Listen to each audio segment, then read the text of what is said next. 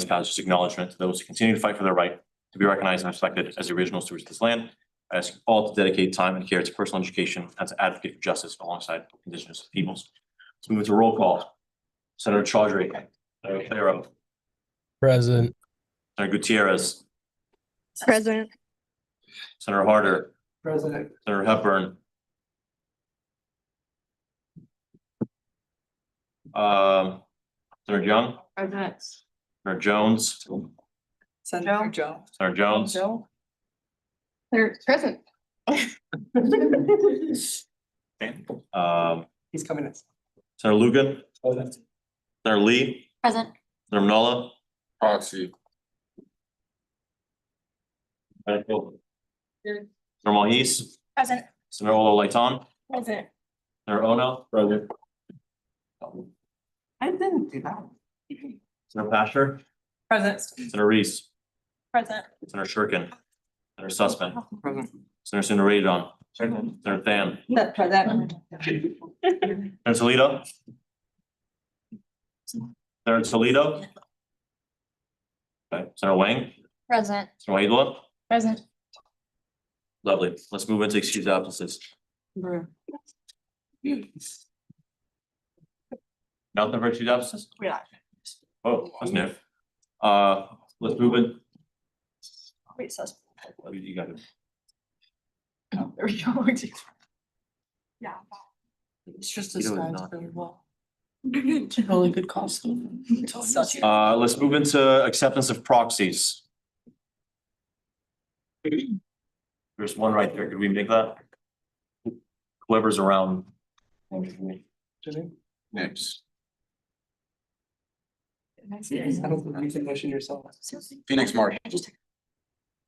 Motion, John, motion to accept Finnish Marshall for, as proxy for Senator Manala. there's been a motion to accept Phoenix Marshall as proxy for Senator Kwame Manala. Is there a second? Senator Ono. Second. Second round of discussion. Wait, what? Call the question. Call the judge, call the question. Okay. Good, makes sense. Seeing how much pass. These costumes actually might be a little difficult for me to. If I take a second, please excuse me. Are you motioning? Everything looks ridiculous.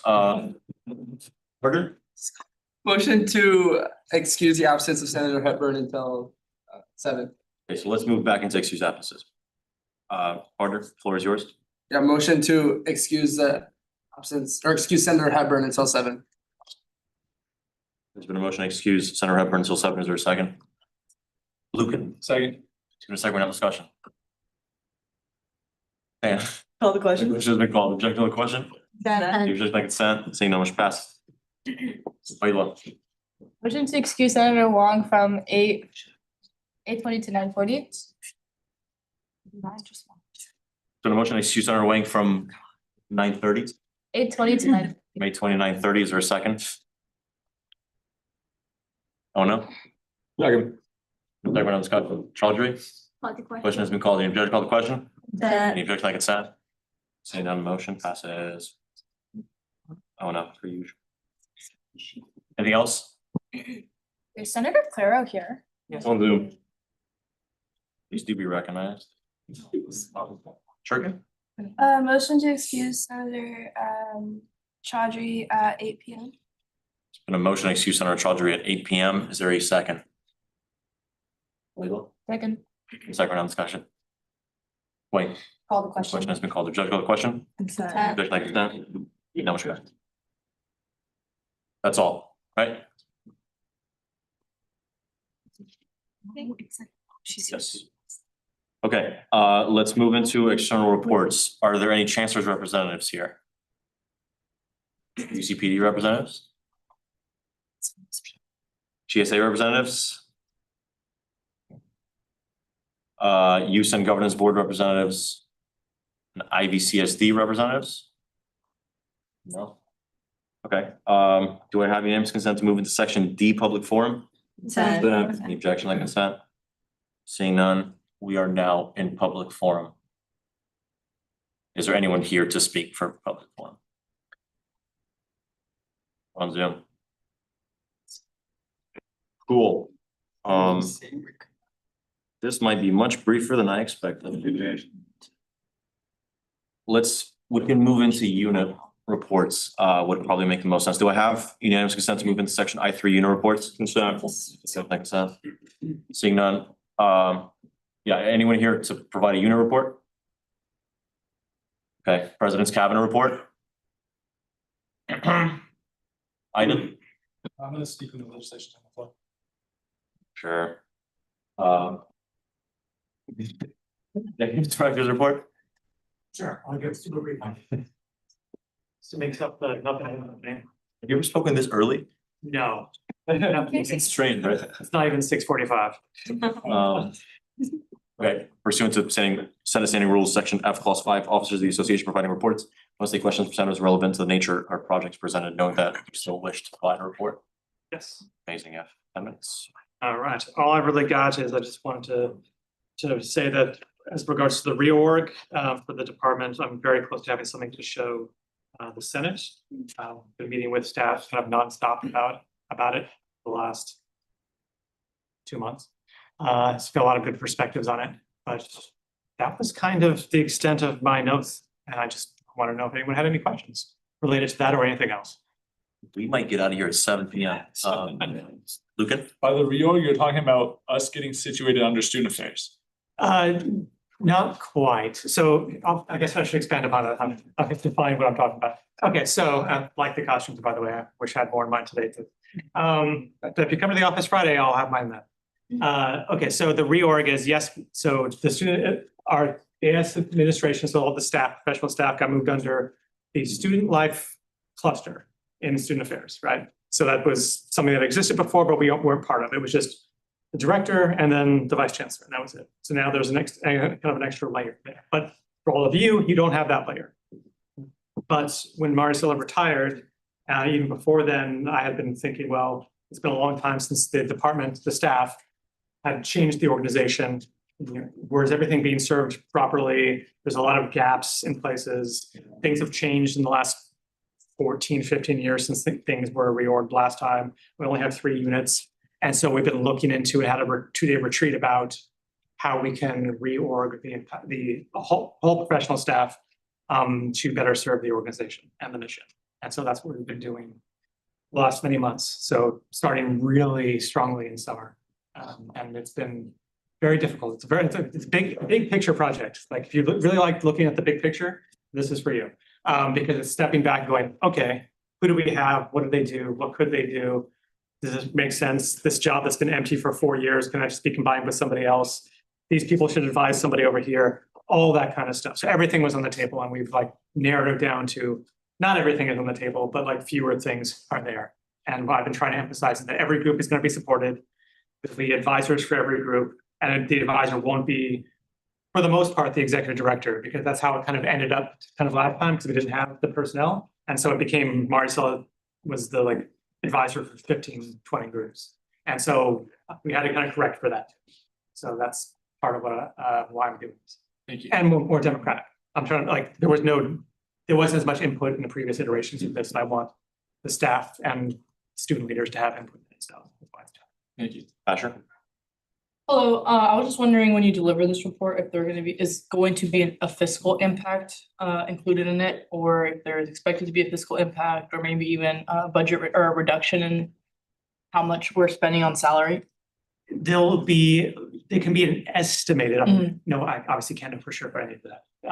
I don't anticipate that many new positions. I think a lot of it will be the consolidation of positions that are like empty and haven't existed for a while, and also the possible reclassification of people to do higher level work that would have encompassed something else.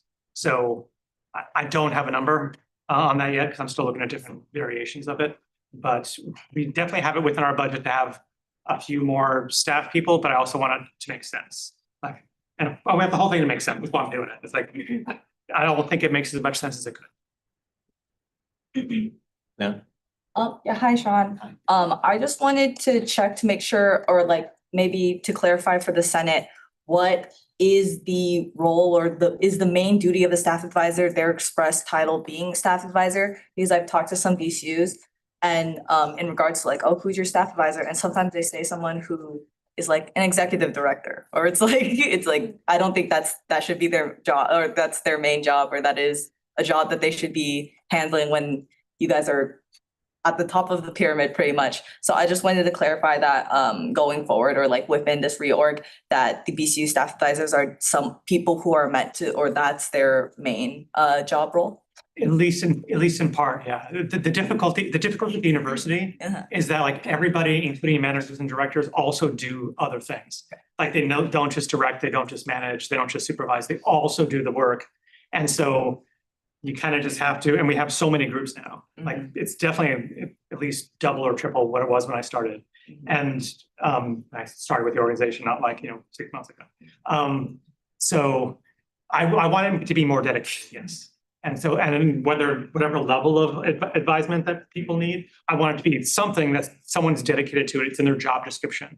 Like you will advise this group, and it won't just be that the leftover groups that are created become to one person, because that's not fair to the one person, which just happened to be this position. But also, like, it's not fair to anybody. Like, I want every group to have some matter of advisement when it comes to putting on events, when it comes to their budget, when it comes just like general life advice when they come to somebody, right? That's only fair.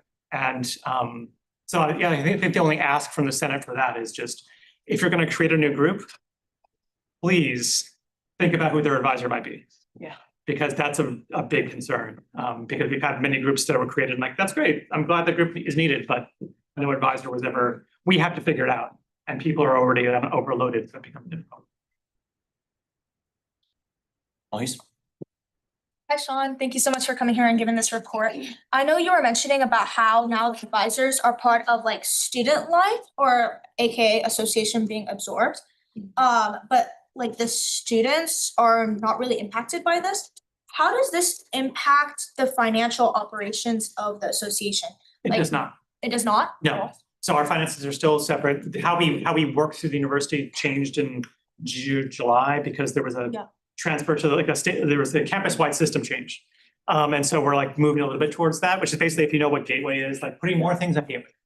That's it. But the rest of our budget, other things have been generally similar-ish. Like we still have our own bank account, we still have all of the other things, we still have flexibility.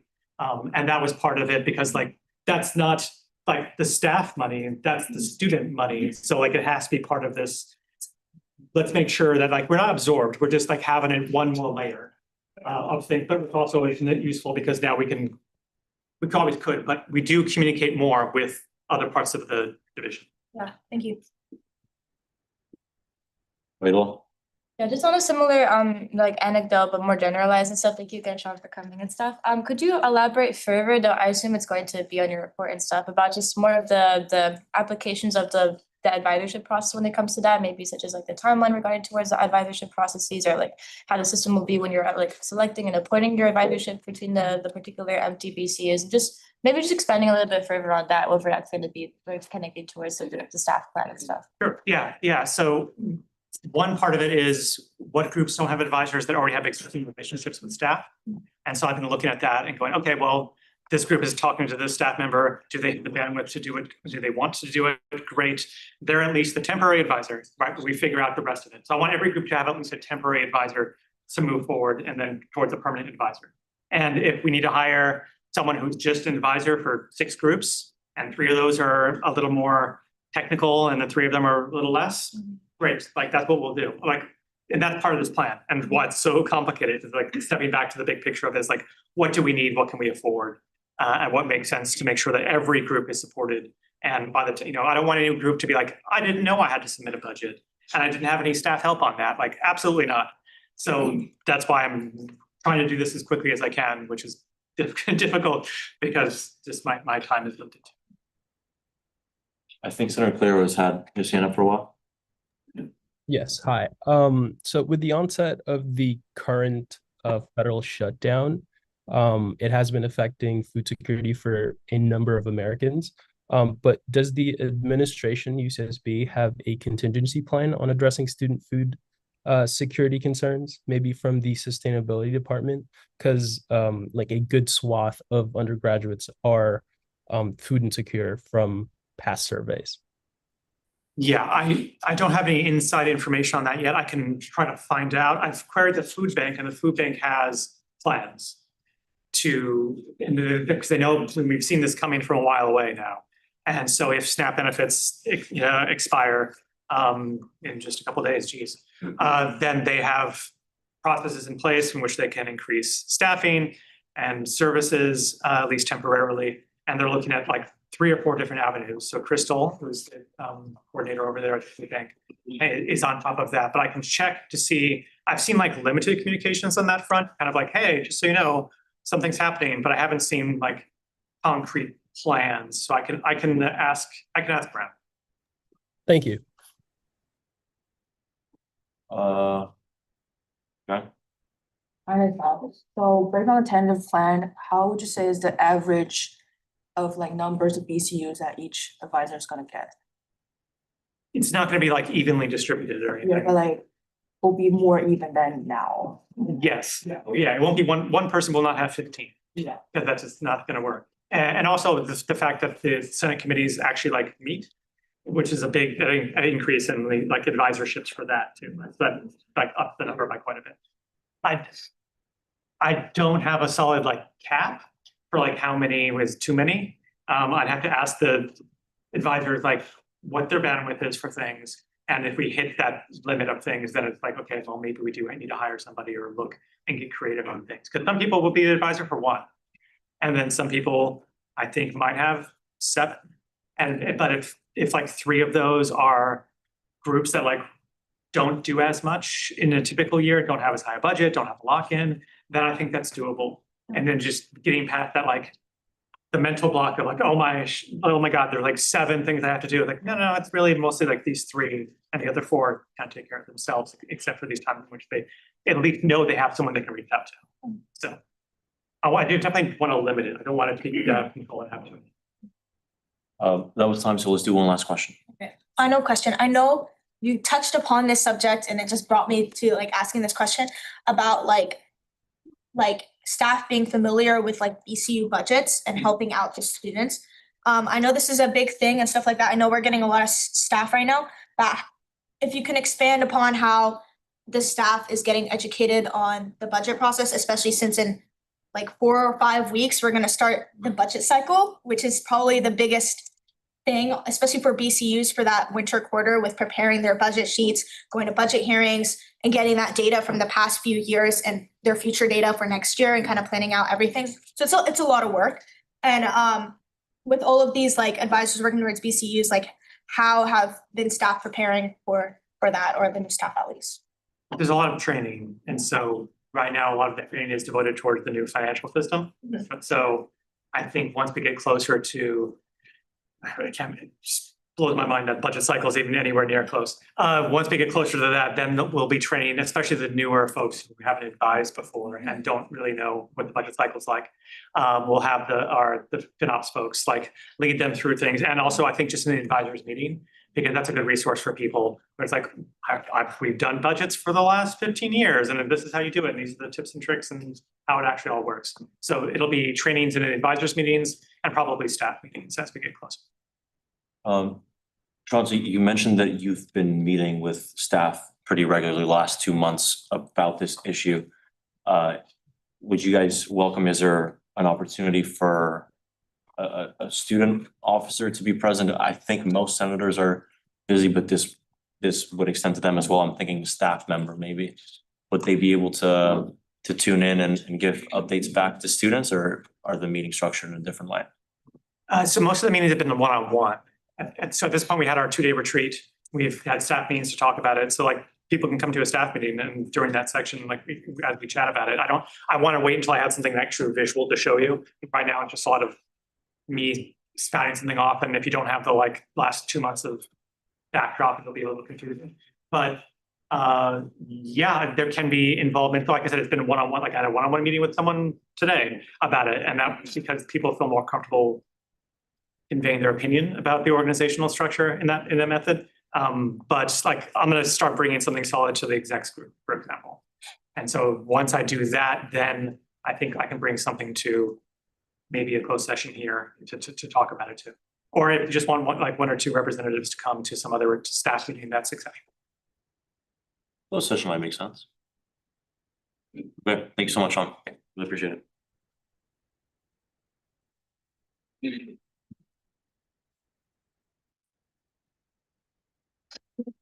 Have any senator representative reports? Can we get these out really quick? You mean yeah, sure, you can walk around. But do we have any senator representative reports?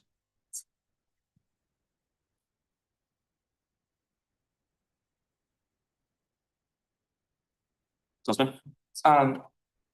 This isn't a public forum. UCPD said they'd be here today, but I'm assuming they're busy with other pressing needs.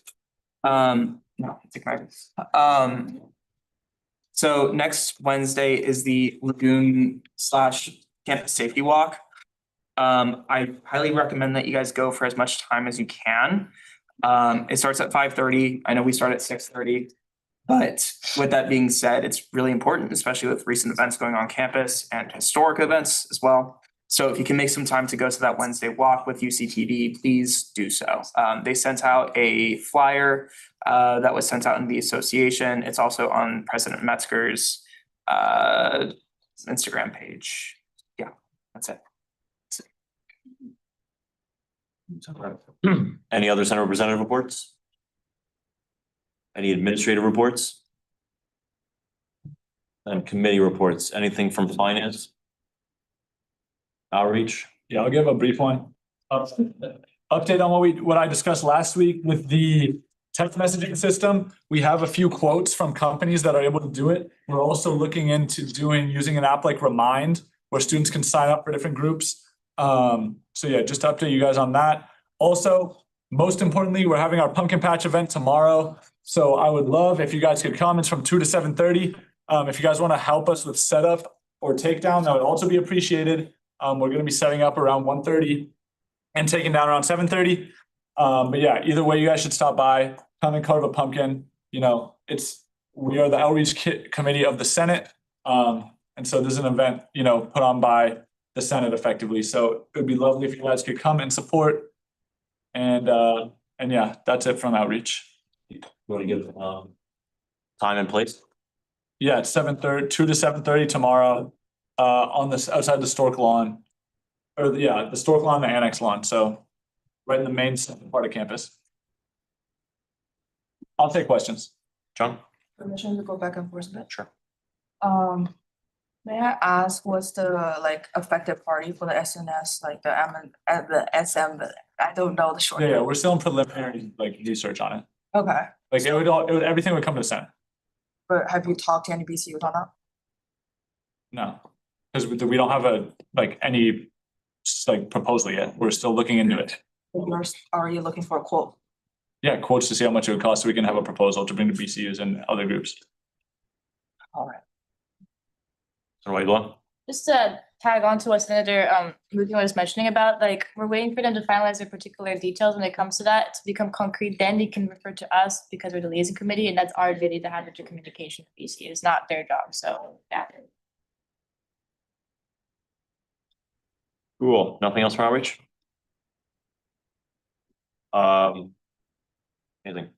Anything from advocacy committee?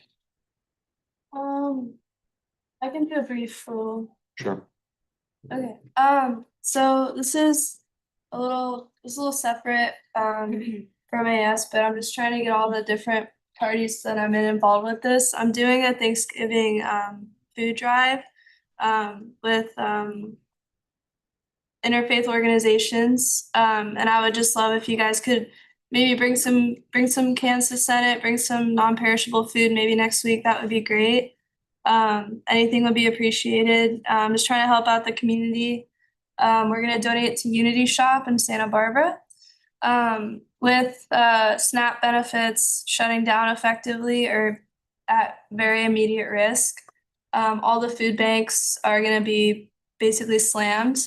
So I would also recommend volunteering at the Santa Barbara Food Bank if you have any free time next week in this Thanksgiving season. But yeah. And I'll send a reminder in the Slack so you guys have it on your radar, but thank you guys. Senator, who is this in collaboration with? And is this official committee business or? Sorry. Yeah, I was gonna bring it up on the Slack, but Okay. I'm just trying to, I thought it'd be good to get senators involved as well. Thank you. Any questions? Thoughts? Well, thank you all. Okay. We want to move into. Oh, wait, sorry. I can make just a brief report for the liaison committee, like we Oh don't my have. God, I forgot these on. Right? Right up. Okay, has glasses. My apologies. Please feel free. Oh, okay, Yeah. I don't have, similar to what Senator Strickland mentioned, I don't have like a detailed report, but I can keep it brief. This Friday, we're gonna be having not really an extensive meeting, it's just gonna be brief because due to the holidays, but just I wanna keep on everyone's radar when I'm going to be sending the particular agenda. I do plan to, if you are not like in a particular board, but if you are affiliated with some particular BCUs, I am planning to help just to establish more concrete communication with the Senate body and intercommunication BCUs, that I want to put more details into like the BCUs meeting times, because I've recently had conversations with particular BCUs who've mentioned about how they feel a bit decentralized when it comes to the Senate body, like just from mass technological emails and communication online digitally rather than in physical. So I want to start by, like, hopefully it'll be due by Sunday night, 11:59, that I would like to have at least all the finalization of at least the majority of BCUs, where their meetings are going to be, where they are, and so that we can help, not only for my own committee wise in particular, but just my senators in general have the ability to help communicate and meet with them. And if anyone has like particular public forum or additional comments regarding to some legislation that is currently on our liaison committee, we will be having our meetings next Friday with more of an extensive detail, so anyone is open and welcome to come. And I'll be sending more details towards that as well. And yeah, I just tasked with Senator Thama when it comes to like just particularly finalizing the legal omnibus bill and getting that ready soon, as well as my other established committee members. And I've just been individually spearheading when it comes to staff into collaborations with Senate body lately, just more upcoming events and mixers, as well as collaboration with particular committees. So just more internal operations. But if anyone just to simplify is involved with BCUs, please let me know, and you can just fill that into our senator liaison, which I'll be sending soon, the liaison committee resource page, and put their meetings there so we can start having more senators come to those meetings so they don't feel as decentralized. But that's about it. Thank you. Lovely. Any thoughts? Okay. Shall we move into? Do I have unanimous consent to move into section C, new business? Any objection, I consent. Okay, we begin with the ACCSB Executive Director Search Committee proposal brought to us by Senator Lucan. Would you like to speak on it? Yeah, this is, the president had come and talked to us about this 2 weeks ago, and then last week it still wasn't finalized, but this week it is. Hope you guys have read it. It's pretty important, but everything that the president outlined in her slides discussing what she wanted from this is what is reflected in the proposal. And I'll take any questions on it. How you? Senator Whitelaw? I don't have too much brief questions in particular, because overall I think this is a great legislative piece, and also just the comments that President Metzger mentioned about last week. I would just like to hear more elaboration. If you guys don't have it, it's fine. Maybe some particular more details or elaboration on maybe just like the processes that will be undercurring when it comes to like maybe the interviewing application process for executive director. Or if you guys already have some existing platforms you're going to be already using, or some like outlines already in particular, or just more you guys will be deciding that this future onwards once the committee is finalized. Yeah, that's this resolution, or sorry. Lucan, yeah. Thank you, my bad. This just establishes the committee, but those processes will be decided on and finalized within the committee. Under committee responsibilities, it says like some of the things the committee will do, but it's made very clear in here. And I thought this was important. I tried to emphasize this, that everything's to the approval of the Senate. So the Senate will have approval of all the decisions that the committee makes. And the committee will give regular, I'm assuming weekly or, regular updates to the Senate on the happenings. I know it's one of those things, how people refer to legislation as bill, but it's not exactly a legislative proposal. It's something in a gray area. It's basically a proposal being set up by the Senate, like still has validity and is binding and all the rest of it, but it's not exactly legislation, so it's not bound by the few of the criteria the legislation would be bound to. Senator Pastor? So considering that, what is the life of this bill looking like? I know it's not mandated to be referred to a committee, but is it going to be, do we have a say on well, really anything?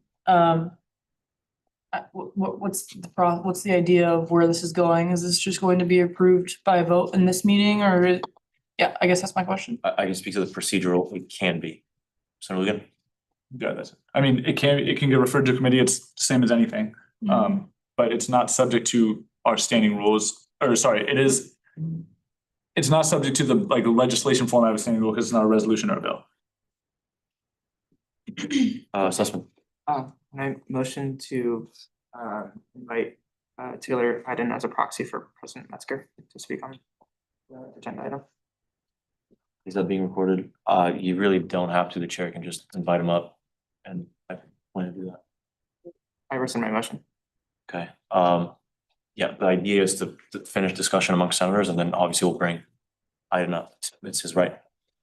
Shuriken? Yeah, thank you, Senator Lucan, for doing this. I was just wondering, I know like a couple meetings ago, when President Metzger came in, and discussing the senators that were gonna be on the committee, I think there was kind of a talk of like choosing which senators or if senators wanted to like apply into this. Is this still kind of applicable to this or is it a little different now? I'm just wondering.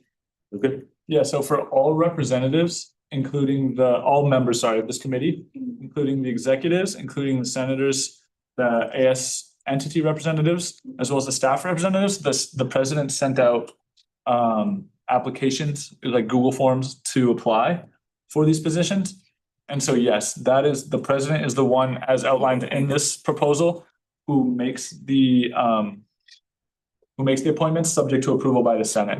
So people who applied will then be decided on by the president, who will put them up for appointment, and then we will approve them under appointments and resignations in our regular meeting minutes. See, okay, thank you. I hope that answers your full question. Yeah. Pastor? I guess I'm just a little confused why something like this is being introduced in a gray area when it should be something that's adopted by the Senate and it should be a resolution, in my opinion. So if it can be referred to a committee, I would encourage that, I guess. I'm just a little confused. So I'd like to hear what AG has to say. But yeah, that's my position. I think it should be an official piece of legislation and not in a gray area. Senator Ligon? I don't disagree with you. I can't speak on behalf of the president. I had said, okay, like when I was discussing helping her like create this, I was like, okay, great, I'll make it as a resolution. We can make the committee. She was like, oh, I don't think it would be best as a resolution. She wanted it in this form. And I'm not precisely sure why. The idea behind it, as I understand from communications with the president, was that it would not be a Senate committee as such. A committee in which the Senate has some considerable shaping influence. But after all, it's co-chaired by the president and a representative from Student Affairs, which would be odd for any Senate committee. And it's not immediately clear to me, and Iden can elaborate on this. I don't believe any Senate committee can be chaired by a non-senator, let alone by someone who's not an enrolled UCSB student, as would be the case in one of the co-chairs. Sussman? I was gonna ask, wouldn't it make most sense to do this as a resolution giving discretion and power to the president to hold the committee? Are we all okay with bringing the Attorney General up? Iden, Is do that? you wanna come up?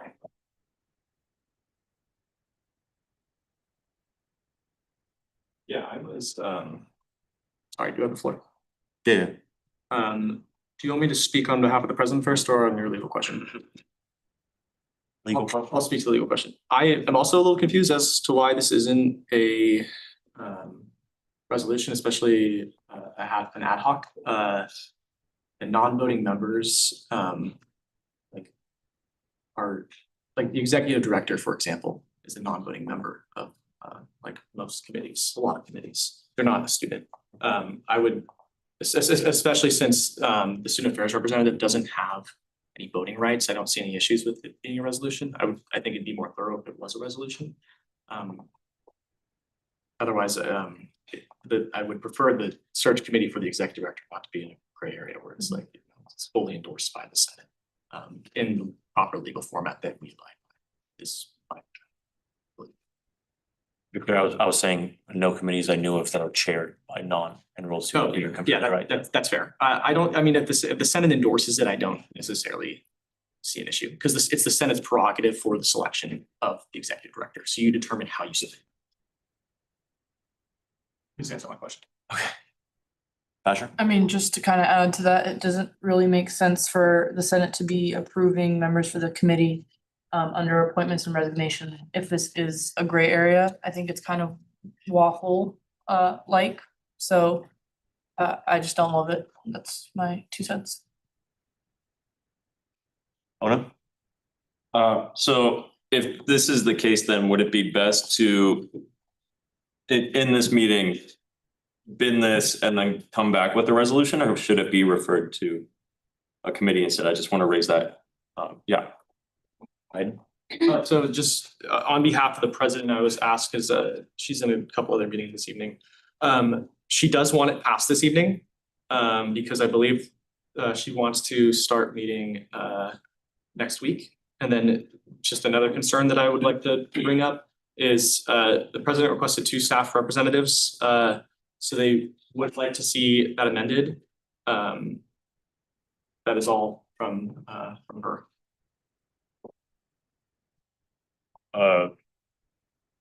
Pardon.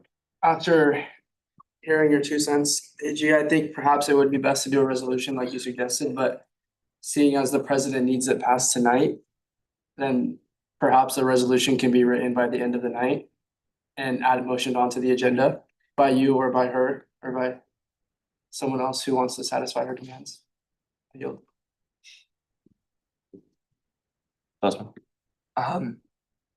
Being that resolutions have to go through Senate committees, I was going to ask, would it just be more prudent next week to have a fully fleshed? And this can be your opinion. Do you think it's more prudent to have it as a well-written resolution that's seen by the Senate, given enough time by the Senate to read, and then we can table it next week to committee and then do a motion to discharge during that same committee or during that same Senate meeting next week. So that way the president can start meeting next week after the Senate meeting on the 5th.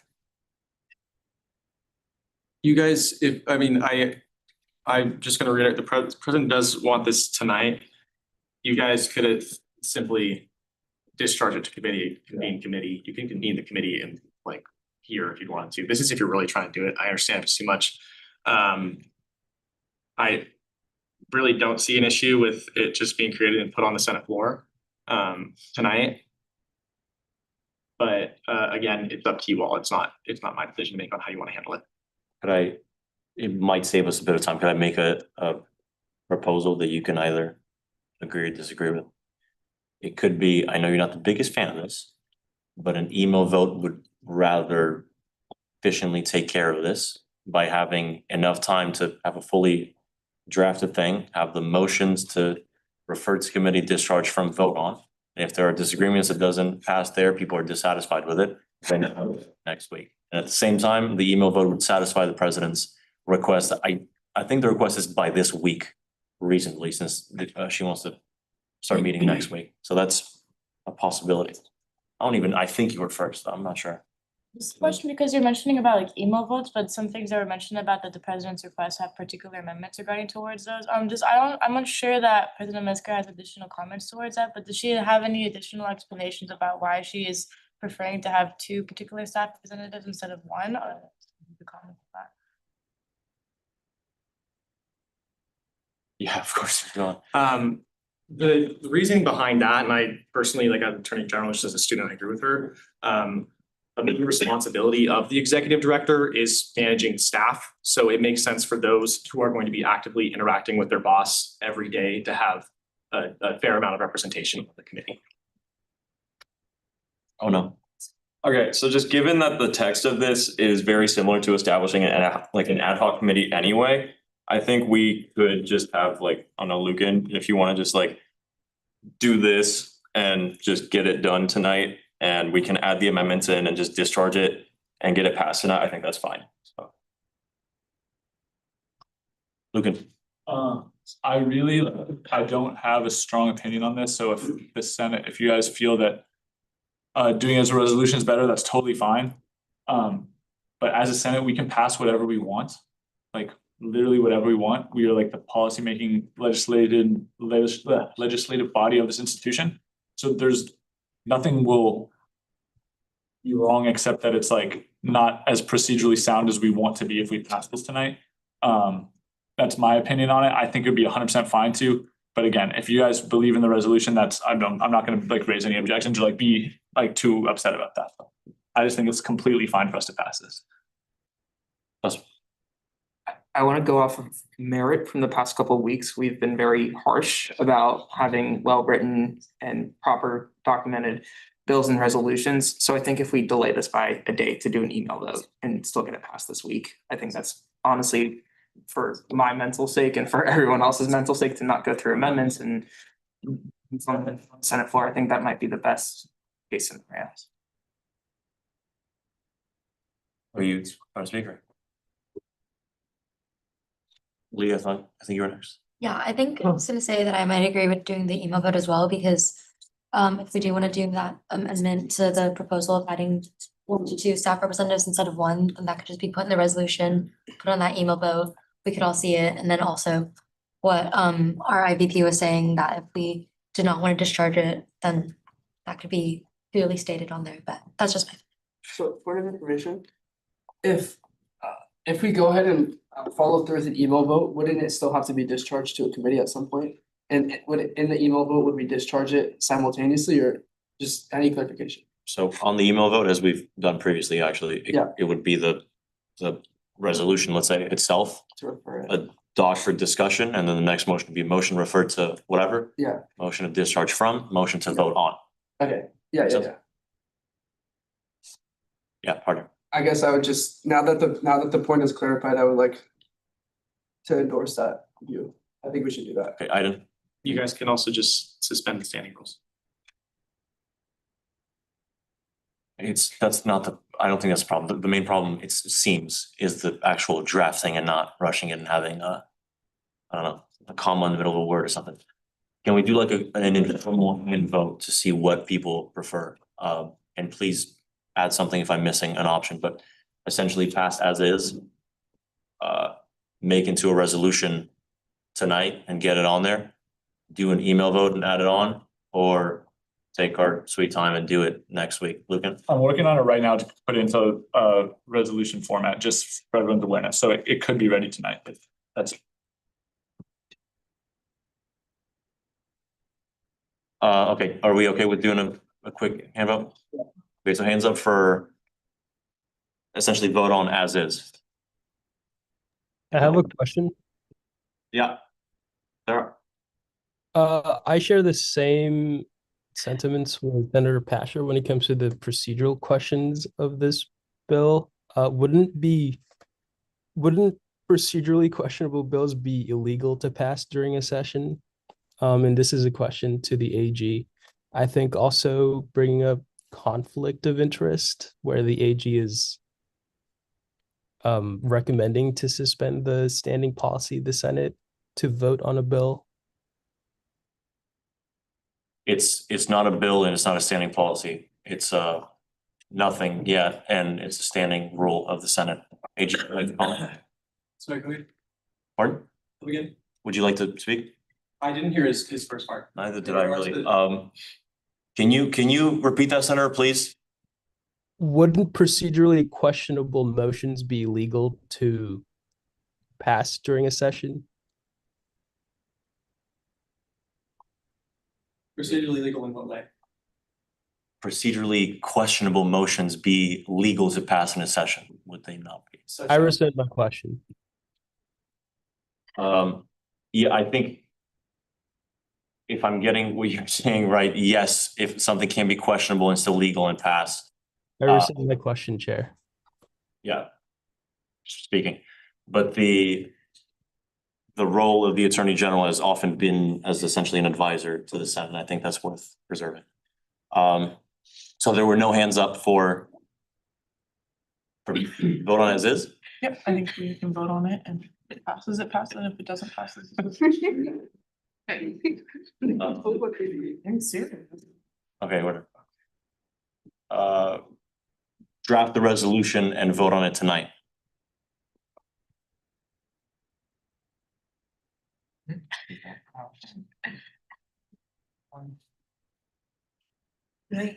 Six, seven, eight, nine, 10, 11. No, it's just like informal. Yeah, it's informal, yeah.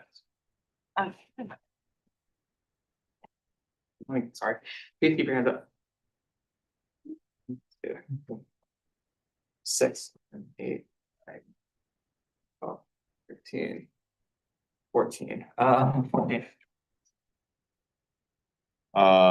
Vote on it through email vote. Wait till next week. Okay, so you can't let this die, not vote on it essentially, and there can be an understanding essentially that Senator Lucan, if you would like to work on it for the next reasonable amount of time, and I would welcome this being brought back into new business. Sure. As the Senate's consensus seems to be behind it. Senator Basher? I personally just don't love the idea of something being on new business and not being voted on. I think that it should be voted on, and if it passes, and that's our decision to pass it or not. So I think we should vote on it and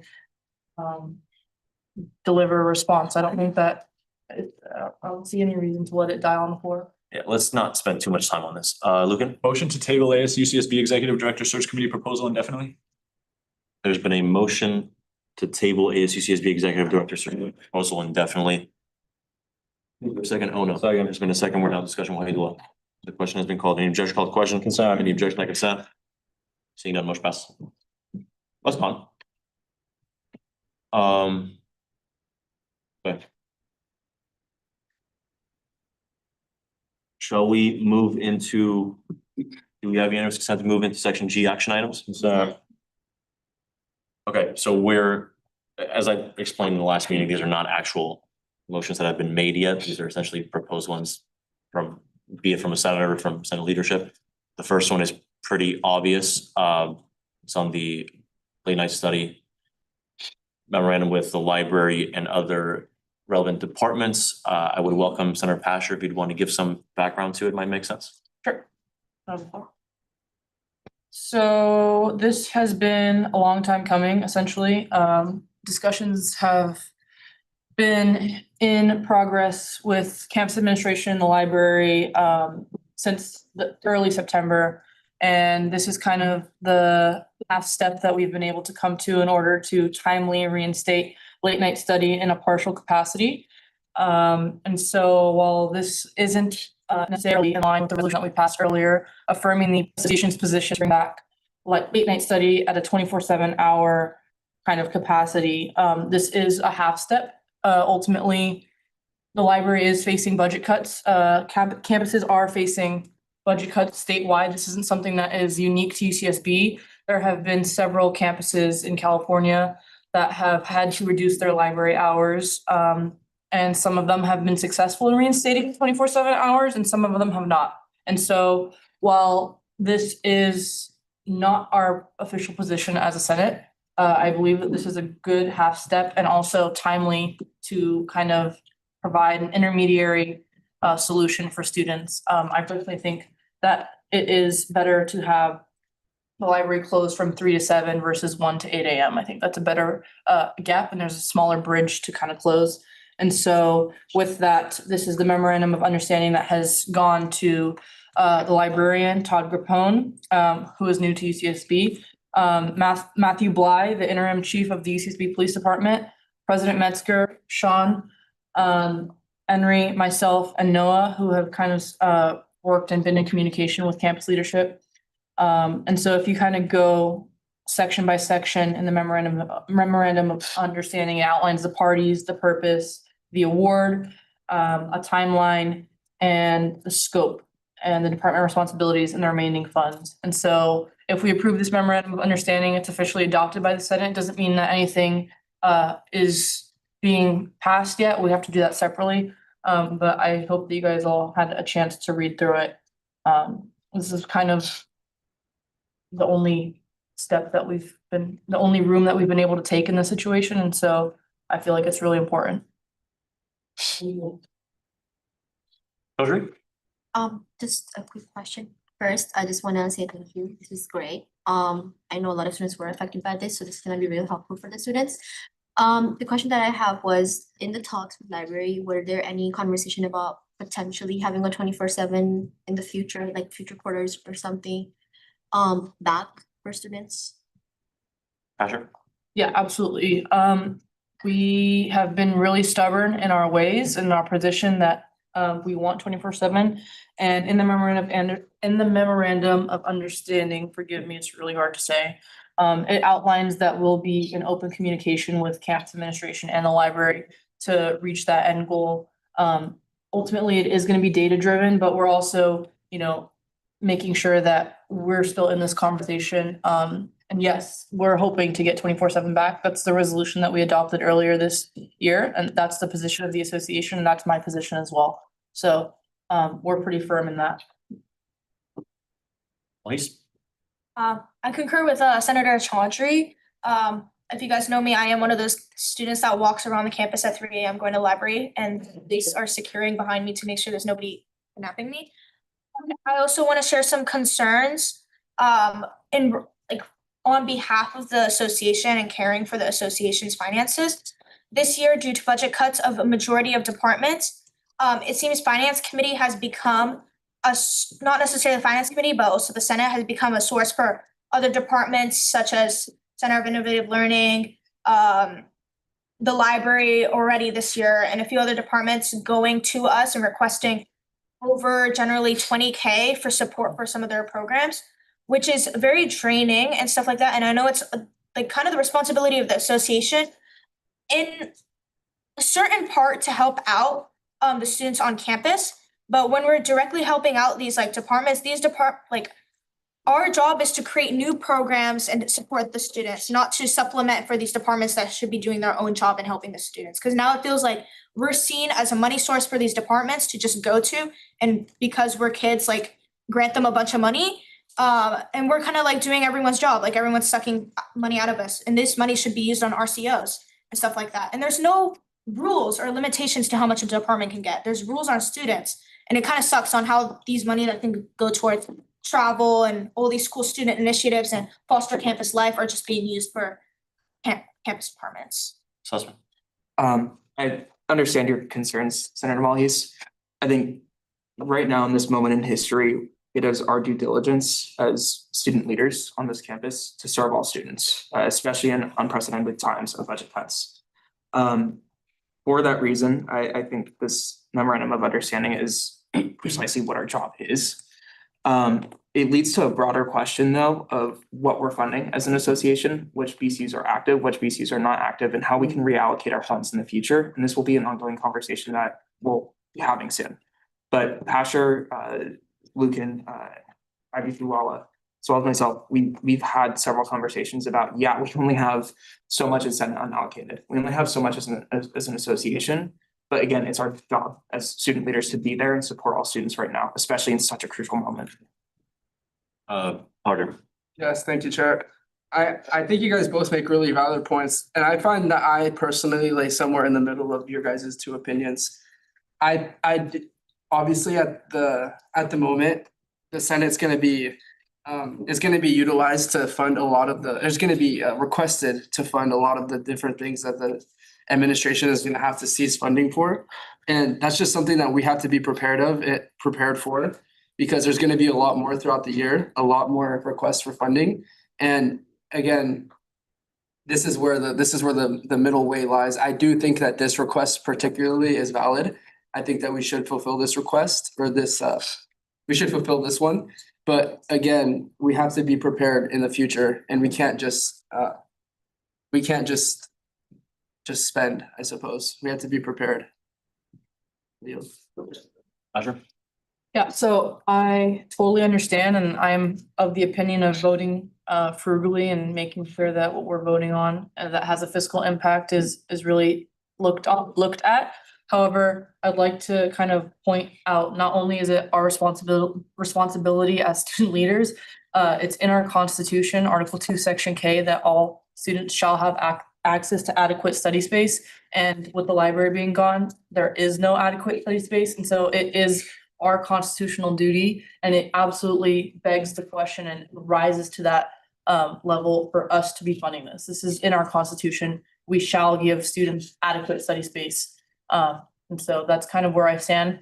If you guys, I think that if you guys feel that this is something that the association should not be supporting, then vote that way. I encourage you to do so. I always encourage independent thinking. However, these are just the reasons why I think that we should do something like this. Back over. Yeah, so I just wanted to clarify something. So in the MOU, it says that, you know, fall quarter will be like a test period. And then, you know, late night study hours is only gonna be from technically Thursdays to Sunday. So, if they find like that nobody's really utilizing the spaces at certain times, are they gonna like, you know, cancel late night study hours? And like, cause I know like it says HSSB and Phelps, I believe, was 24/7. Like, so I was just a little curious with like what the testing period like means really. Sorry, I didn't hear the question. Can you repeat it? He's definitely spoken. Then you. Would you want me to? Yeah. I'll try and you can fill. So the idea there is that if it can be demonstrated, which I think is reasonable to assume, and it's the association's position, that in offering these hours, students will make the most of it, and most likely use will increase relative to fall of last year. That will make it even clearer that 24/7 is the only way out of this. We probably have to find another arrangement. Even the MOU itself talks about alumni donations that will probably have to be creative, and we'll have to tap into multiple funds. But we don't, technically, you're right. That is a concern to be had. It's a logical conclusion from the MOU. We don't think it'll be a concern in de facto. Does that sort of answer the question? Yeah, right. Sure. Cause I mean, like, the only concern I had was like, I've been at the library on Saturday nights and like, I know like a lot of people are out partying. Like, sometimes I feel like that's gonna like, you know, like, I feel like it's mostly on the weekdays that people are late, like stay late, but like on the weekends, I'm kind of like, especially on Saturday, I feel like on Fridays, that's like what I'm really concerned about. And I feel like, you know, it's not really helping our case. Yeah, so Friday and Saturday evening, so late Friday going into Saturday, it will close at 1 AM, and the same thing for Saturday. Oh, okay. So it's only until 3 AM. Oh, Sunday evening through Thursday evening. okay. That makes sense? Yeah, So essentially I all see. the evenings in which there's a school day next day. Okay, cool. Susan? Yeah, I was gonna say, we've been in, or I missed a couple of meetings, but we've been in constant communication with the library about the metrics in which they measure student activity. There's been some questionable concerns about how they measure student activity nonetheless. But this MOU it also is a reason for us to constantly communicate with them going forward. There's emails going out, I think, nearly every single day between President Metzger, the library, as well as this task force that was on it. So the goal, again, is to reinstate to 24/7 in the future. But as of right now, as Senator Pasher has put so much effort into, this is a crucial half step to get back to it. Please? It appears I have miscommunicated to the Senate.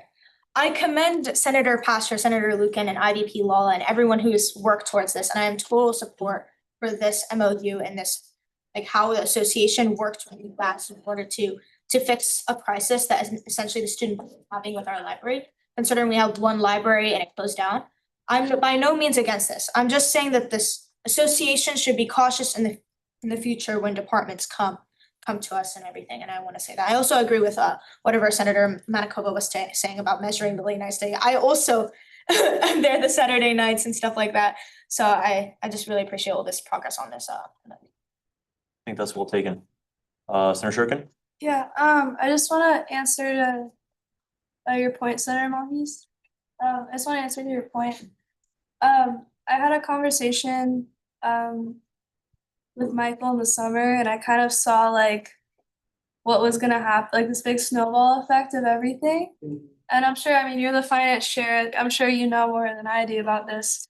So I just like, I thank you for bringing up this larger picture issue. Because I think going forward, what we're gonna have to do is, I mean, not to use the phrase unprecedented times, because it's been used, I'm sick of that phrase, I'm kind of done with it, but it is unprecedented times. I feel like that we as a Senate, we're kind of taking on a special time right now. And we are gonna have to keep this in mind. We are gonna start being the source of a lot of different larger than life programs. So I guess I just wanna validate your point and just encourage the Senate to keep that in mind. And I know I don't want to repeat, but I just want to congratulate the folks that worked on this, because every single person that I've talked to, when I say, oh, I'm in Senate, they immediately mention the library and they're in such gratitude. So thank you guys, truly. Sorry. Hold on, time. I just wanted to ask a little bit about like what happens during finals week. I know what we said about like maybe over the weekend, like Friday, Saturday, like you know, party time, but like, once it's getting like closer to its finals and stuff like that, it gets like packed. And would there be like possibility to like extend those hours maybe during that time where it'll just be like 24/7 for finals week, especially just for this quarter? I don't know like how much you know, this goal we're trying to achieve is going to get done during this quarter, but if it bleeds into like next quarter or like spring, at least just for finals week for this quarter, I feel like something should be done. Like, rather than just have it like all weekends, maybe we could like have finals week and like maybe the 10th week and finals week just be those 2 weeks where it's, you know, 24/7 for that time period. You're gonna like this one, Senator Lucan. So very good news. The library during Dead Week, week 10 and finals week, they had already said that they would still open that 24/7 during, so we're good on that. Yeah. We can't claim credit for that. So John, Maybe I'm being tricked, like picky but I heard Senator Shurkin was talking about how people knows that it was the associate students who are being credited for the whole thing. But I was looking at Instagram, I was looking at the post from the library and post from a Daily Nexus. I don't think we get credit enough. Like, I don't think people actually know how much we are who are taking the initiative. Well, not we, but the senators who are contributing to the thing are taking them. Like, I know there's a video, but look at this poster. They said, you spoke, we listen. It sounds like it's a library doing all the work and doing all the change. I don't, this is probably sidetracked, but that's just my opinion on this. Reach. Lucan? Motion to suspend standing rule C2 for the duration of the discussion on library LMS memorandum of understanding. Point of information, what does it say? It's the limit to 2 rounds of speaking. I guess it's like. You text me the motion, please. Thank you.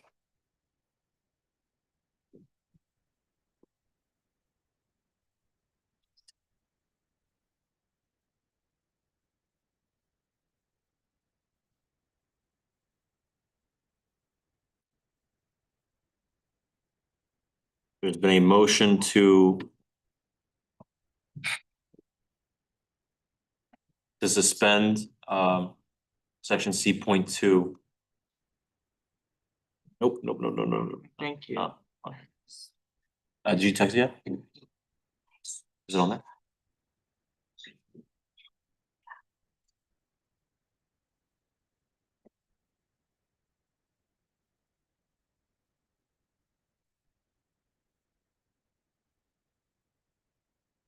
So there's been a motion to suspend the Senate Standing Rule C2 for the duration of the discussion on library LNS memorandum of understanding.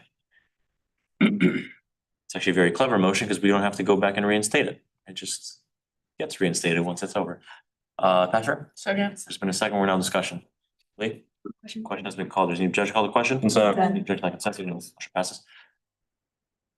Patrick? Yeah, so to that point, Senator Zhang, we, like, as it is outlined in the MOU, we're going to be in communication with the library.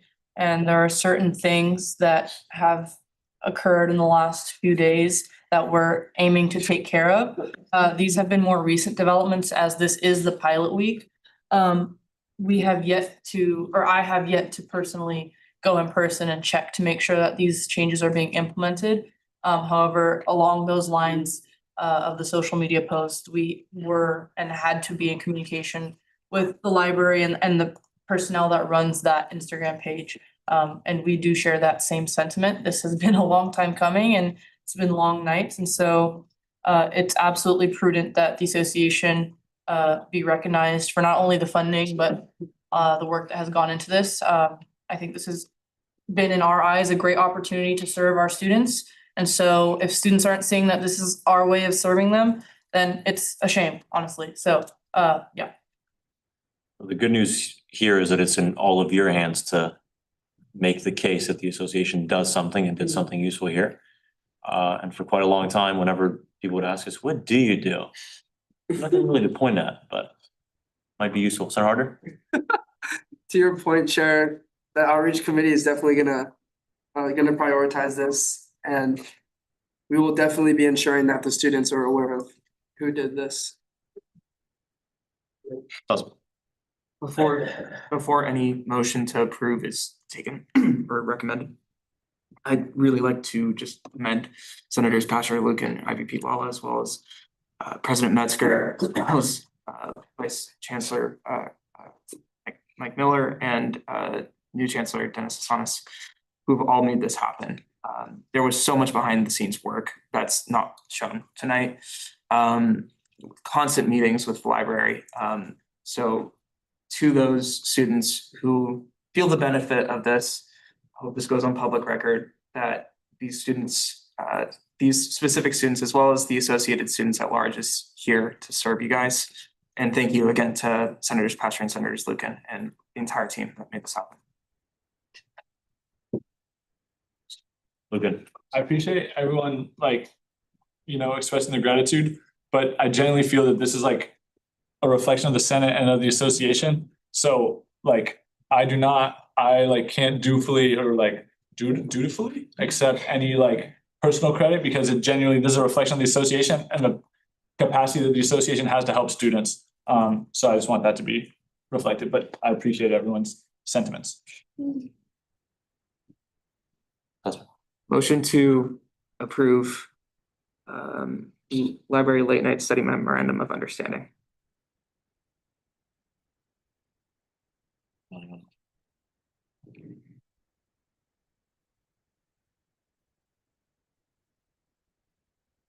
No.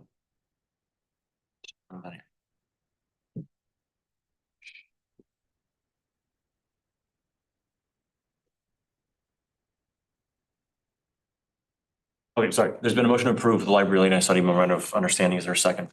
Wait a little. Second. There's been a second. We're now in discussion. Senator Lloyd-Dunn? Oh, call the question. Question has been called. There's an objection called the question. Consent. So objection to consent. Look, we can argue that this includes a financial motion and go into a hand vote, but the next one is the financial segment of it.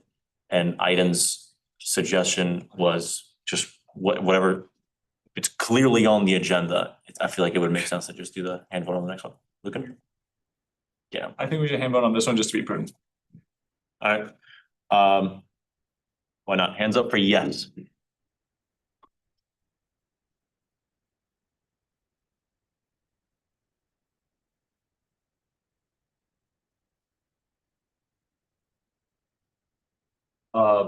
People on Zoom, you're aware of what we're voting on? 20. Okay, so we're at 20. Hand down, please. Noes? Abstentions? Yeah.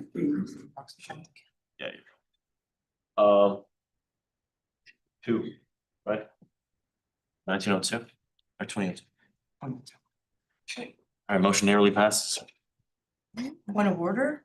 Mhm. Isn't it 20, do we have an extension on the floor? Oh, Yeah. okay, my apologies. It's an exception on the floor. Yeah. Thanks.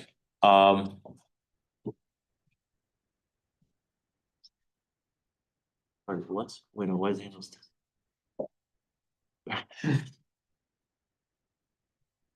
Cool. We are. Did you have something? Okay. I was gonna make a motion. Motion to approve $20,000 from Senate unallocated fund to designated UCSB UCPD account to support library late night study hours in fall, winter, and spring quarter of 2025-2026 academic year if all conditions of the above MOU are met by a hand vote. There's been a motion to approve $20,000 from the Senate unallocated fund to designated UCSB account to support library and late night study hours in fall, winter, and spring quarters of 2025-26 academic quarters. If all conditions of the above MOU are met by hand vote, he said. Sorry, but I'll take it.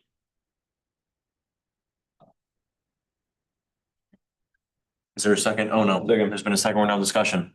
Wait, look, question has been called. Is the object to call the question? Consent. Look like it's sent. Seeing none, into a hand vote we move. Hands up for yes, please.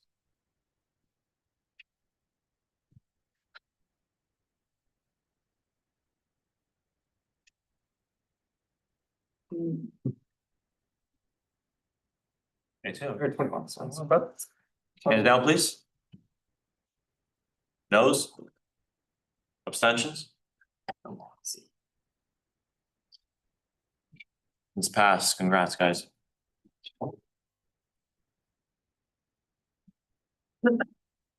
Okay, we're still on action items. Wait, maybe some explanation is warranted here. So this is, or Logan, would you wanna, Logan? So we as in our minutes, we were requesting $3,000 for this. Pumpkin patch event. A lot of this funding will likely be coming from other sources, but it's not finalized yet. So actually, I would hope this motion could say provide up to, because odds are we're not going to use anywhere close to this. And yeah. Cool thing is motion is not made, so you can make however you want. Sonoyla? Provide up to $3,000 from Senate unallocated to the Senate Outreach Committee for any and all costs related to the pumpkin patch event to be held on October 30th, 2025. And a motion to provide up to $3,000 from Senate allocated to the Senate Outreach Committee for any and all costs related to the pumpkin patch event to be held on October 30th, 2025. Is there a second? Point of order. Can you please repeat that? I'm sorry, I just missed that. That went really fast. I counted who was here for attendance because I thought there was a miscount. So that's my bad. Would it be okay with you to discuss that in discussion? Sure, yes. Point of order rescinded or Yeah, point of order rescinded. Chaudhry? There's been a second. We're now in discussion. Nice. Can I recommend for this motion to be changed to from program board to program board MOU instead of Senate unallocated? Since is it an on-campus event? Yeah. Logan. I don't know enough about this, but we as outreach committee, our position is just that we need funding for this event, so I don't really mind where it's from. That's a part of it. It's just this is the quickest route and this is tomorrow. And the other half is that I spoke to the Associate Director of Budget, Michael Saya, who is not only on board with this, but this is one of the discussion items, actually. He wants us, you guys might have noticed, your committee budgets are not exactly plentiful. And we are on board with creating a structure through which Senate allocated has a designated amount to give to committees so you can pursue projects because those amounts are relatively meager. Something. Hubbard? The budget for this event is $3,800. So could we raise it to up to $4,000? Right, so the other 1,000 was approved from the outreach budget at last night's meeting. That's what I wanted to explain before. So 1,000 is, up to 1,000 is from the outreach budget, so this is the remaining amount from unallocated, which is the quickest route. Patrick? Do you not have to I would love to be informed. I don't know how it works. At my own ignorance. Don't you have to consult with program board to pull money from their money? Well, he's, Technically, yes, but this is under the mission statement of program boards, use of the MOU, so they have no reason to reject it. And if we make the motion on Senate floor and it gets passed in our meeting minutes, it will be basically a yes from them. So they can go ahead and feel free to spend the money or use the money that is granted by the end of today. If we switch to program board. I'm just saying this because program board has a lot more, has 500K. And that's bound to the mission statement of program board. So rather than using some sort of undesignated fee such as Senate unallocated, it's best if we exhaust these MOUs, which are like building capital. Lucan. My only concern is just we haven't consulted program board and it's just kind of bad faith more, to an extent, but I don't, again, that's just my thoughts. That's 2 turns, I'm sorry. Didn't we just, point of information, The discussion item, as I mentioned. Do you guys want to walk this tightrope of there's an event tomorrow and this is not fully approved? Have you spoken twice on here? No, but. Okay. Bash. Call the question. Question has been called. Is any objection? Call the question. Sorry, So you state your objections. One second. Is that cleared up? Yes, we're talking to AS. It's not an act of bad faith. This is what finance committee always basically does. You can basically motion through an MOU and it would be afterwards in the program board's minutes, either approved or declined. Okay, so now we're essentially in a, I didn't just move into a vote to vote. We are in a vote. So essentially, if you vote yes, we move on to the final hand vote to approve this or not. If you vote no, we go back into discussion. Hands up for yes to move into a hand vote.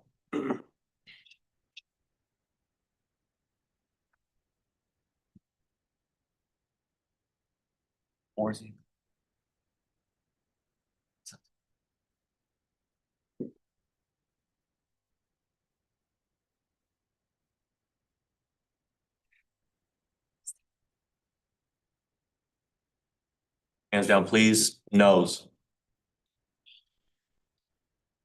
Hands down, please. Abstentions. I'm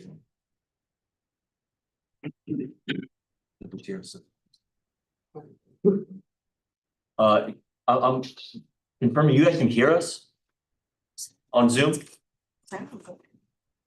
Yes, we can hear you on Zoom. Okay. So we're now in the actual hand vote on the motion. I have a point of information. Better be point of information. Yeah, if you've spoken twice and the chair is enforcing that, you can still get recognized to make a motion or any of these other things. Is that correct? I didn't, yes, right? That's not speaking on an item. Yeah. I wouldn't consider that discussion. It's 2 instances of discussion, I guess. Okay, so we're in. Nice. There's a point of information. Who was the second on that vote? Sorry. The motion to provide 3,000 each. Thank you. Okay, hands up for yes on the actual motion. We know it's the reverse. It's Chaudhry then Wahiduran. No. Oh, wait, never mind. Chaudhry. Yeah, you're right. We're still hands up for yes on the actual motion, please.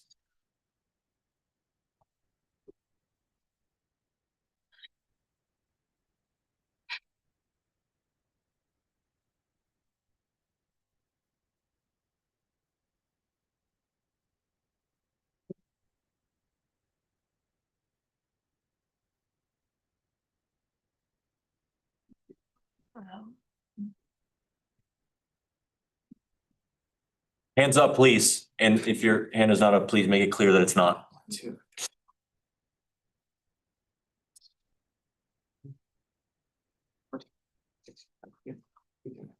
19. Hands down, please. Noes, hands down, please. Are you yes? Hands down, please. Abstentions. Okay, so that's 19. 1, 2, right?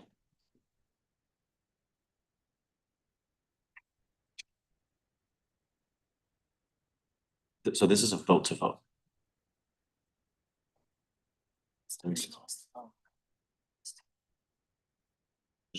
Yeah, right, no, he's objecting. Okay, let's pass.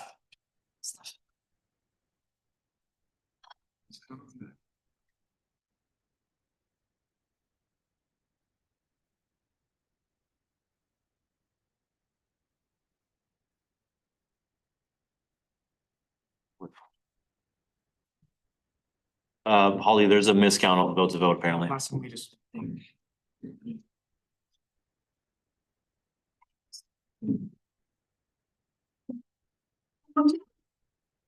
I'm sure we had it right. Someone just marked it wrong. I know we had it at 22 total.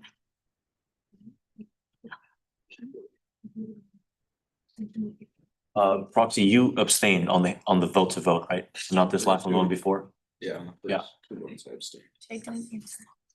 Yeah. It should be free. Yeah. That's not- Just make it. Okay, now that we're through with all that, we are. Next is old business, and we begin with a bill to amend Port Alto Center Legal Code, which has been referred out of liaison committee with amendments. Senator Leon and Van, you can read and speak, but not necessarily because it's not the first time being introduced. I believe the only amendment that was made. Like there was two, we just clearly defined that there was no fiscal impact since we wanted to do that for. All updated bills, so that's on the top right, and then we also added. At request of the Pardall Center staff explicitly that. Pardall Center staff would be present at the center. Which seems to make sense during open hours. But yeah, that is pretty much it. And the gist of the bill again, if you don't remember, is just adding some positions that's not gonna have any financial impact, and then just giving them more authority to do with the space what they will. I want to thank you guys for marking the new changes in purple. That's really great. And if we could all do that, that's phenomenal. Wait, Just time similar elements that Senator Lee was talking about in particular, on the meeting that we had, these particular amendments, all that were changed is just highlighted in purple, which going forward will be probably our color designated for liaison committee and stuff. And on my meeting as well, Senator Menikola was present as well too, and she was communicating with the Pardall Governance Board as well, and Pardall Center, just there and communicated additional things and comments and concerns, and it was all good to go. So yeah, second that reaffirmation. There's one, I'm the second, so I guess I didn't, but there is one more change in that because the title of their staff advisors title has changed a little bit. They did ask us to say coordinator / advisor. That's the last change. And that's it. The Attorney General has caught something very important. This is structured as a resolution where it matters, the therefore be it resolved clause. But I think that's fine if all else indicates that it is. I The enacting clauses are, it has to be therefore moved now. Right, no, yeah, what I'm saying is that the change could be as simple as changing all instances of results enacted, and that's it. You don't have to. Thank you very much. Did you guys catch that? It can be as simple as substitute all mentions of with. Motion to open a bill to amend Pardall Center Legal Code. There's been a motion to open a bill to amend Pardall Legal Code. Is there a second? Oh, no. Second. In a second, we're no discussion. Motion has been called. Any objection, call the question. Any objection, I consent. Seeing none, motion passes. Sussman. Motion to amend a bill to amend Pardall Center Legal Code, substituting all instances of therefore be it resolved with quote, therefore it be enacted.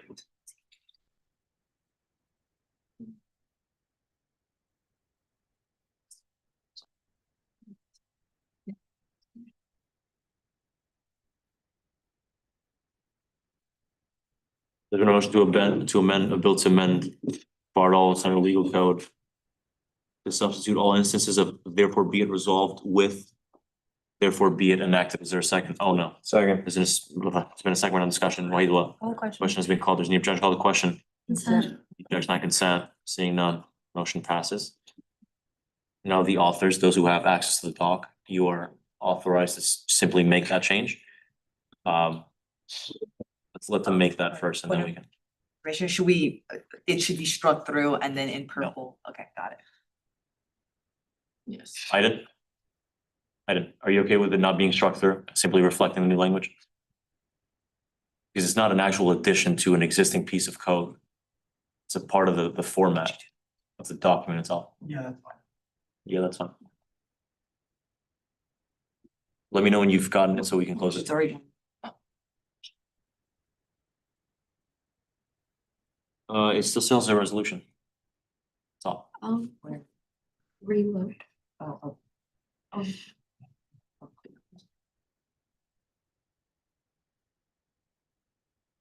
It's pretty the same. Salzman, Motion to close a bill to amend Part All Center Legal Code as amended.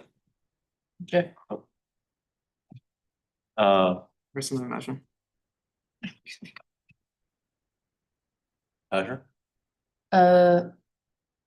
Is it? Explain. Yeah, can I be in a discussion really quick instead of Yeah, making? we're in the bill. Okay, cool. If you go down to, and apologies for not catching this last time, I just saw this, I know this is annoying. If you go down to section 1D, this is pretty serious. It says the lock-in fee of $354 per student, whereas it previously said $345, effectively raising the lock-in fee by 10 cents. So that is gonna need to be motioned and changed. Or is that reflecting a new lock-in fee that has passed? Sean, would you be able to comment on this? Sorry, I was just looking up for a second like that. Yeah, this is about as serious as it gets. Right. So the motion that has been struck through is essentially has the approximate budget is $207,900 a year. Allocated through 345 lock-in fee per student presumably. And has been changed to 354. Chairman, the fiscal year 2026 budget has the lock-in fee set as 354. That is not from everything I'm seeing on the spreadsheet. So Sean, can we assume it's been adjusted for inflation? I don't remember there having been. Inflation adjustments Was- 2022. So if it hasn't been updated since 2022, then it would be a change, yes. Would you be able to see the spring general election ballot and see how much the amount was? Yeah. From either this spring or the past? Thank you, Basher.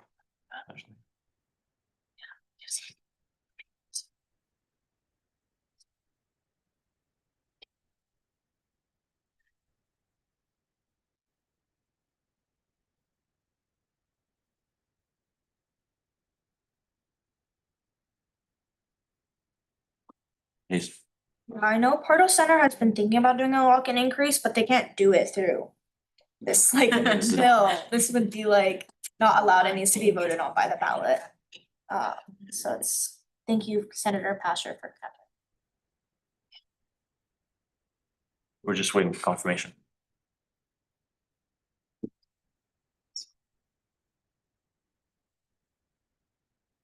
And Sean, there's also a change of modifying the language of the lock-in fee from ASNIV to Part All Center. Is that the thing? That changed the name. Yeah. I believe it did change the name, so. That can be amended through a legislative change, or does that have to go through the students? That can be legislative because then it's just. It's just the actual. It has changed and straight through the old ones, so no one's confused on the ballot, so. I can also clarify, over the summer, I messaged Michael and Chief Compliance Officer Rosales. The official budget name or the designated name on the budget spreadsheet for at least the past 2.5 to 3 years, I believe, has read Part All Center, as ASNIV has effectively been non-effective and defunct, which is why this bill is getting rid of the ASNIV network. Sean, let me know when you're able to confirm. The reaffirmation that passed this past spring was 354.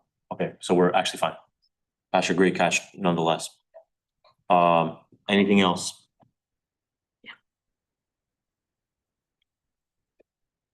If none, I'd welcome a motion closed. Okay. Is the Portal Center a lock-in? Yes. Lee, For that, I think their lock-in used to be ASNIV, but that's the change we're making. Because ASNIV, which Senator Sussman was saying, has been defunct. And so the fees have been going to ASNIV, but basically it's just all been going to Parnell Center, so now it's just being clearly enumerated. we clear? Patrick? Can I ask the authors of this bill if there are any, is anything else along those lines? I've skimmed it, and well, I've deeply read it, but just to be triple sure, and also Sean confirmed that so that everyone is on the same page. Just like an official confirmation that that is okay, and that there's nothing along the lines of that else in the bill. Are you clear on what the question was? For funding, Sean can clarify again, it should be 354. And I know the Portal Center Government Board checked that on their own as well. And then for other fiscal impact, it would just be the positions. And the positions were just changed to clearly define them, but if you check, there were no new positions or anything added, so that shouldn't be an increase in.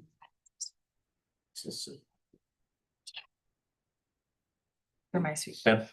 Yeah, if you're talking about any kind of funding or like funding autonomy changes in general, there is a new authorization that PC like under, wow, I don't know where this is.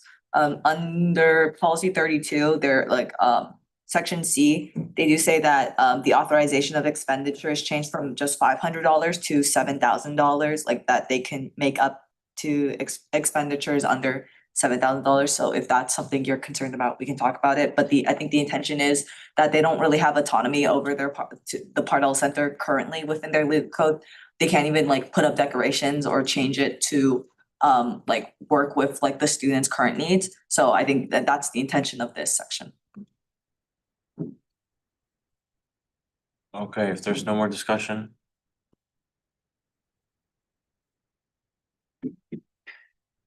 What kind of information did they confirm that 344 is okay?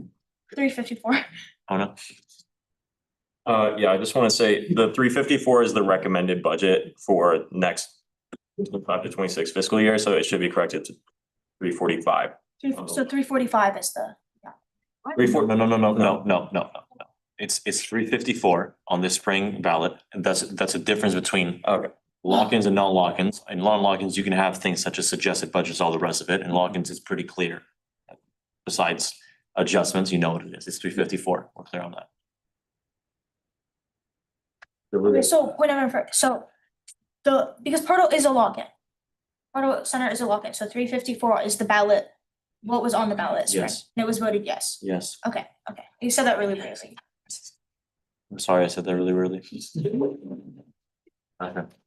I just, this is like to a broader thing. I'm not understanding how bills are getting out of committee without things like this being caught. This is extremely important, and it's like, I don't wanna have to be the one to call it out every single time on the floor. I don't understand how bills are getting out of committee like this. It's ridiculous, to be quite honest. Ridiculous is a little on the edge of speaking on Senator's intentions or character, so I won't do anything, but let's not do that again. Senators, I have no idea why we're still on this. I've been like subtly begging to close this for a while, and I don't see why it hasn't. Lee? Motion to close the bill to amend Parnell Center legal. Lord, there's been a motion to close a bill to amend the Parnell Center legal code. Is there a second? Wahid, Second. there's been a second round of discussion. Lucan? Can someone tell me within it's section 2 of article 4 of the bylaws? Can someone tell me where the Parnell Center lock-in is enumerated? Cause I don't know where it is. Sean? Page 34 and 35. I don't know if this is, the official name on the ballot is maintaining AS's. Residence Ivy. Ivy. So I that's see. why it's really hard. See, yeah. Yeah, you don't look for part all as a keyword. I see. Sussman? I can assure you, it's on the page with all the designated lock-in fees. It's, I believe, the last one of the lock-in fees. So if you search quote unquote AS and IV, or maintaining AS and IV, it's in legal code. Okay, we're still in discussion.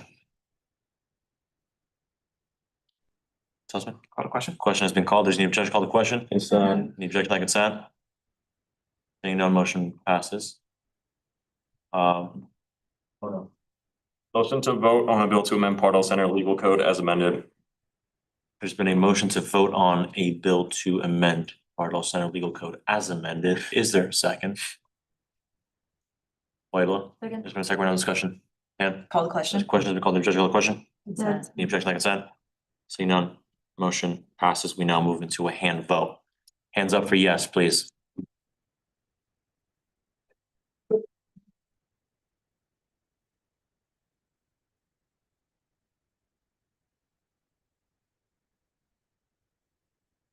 Hands down, please. Noes.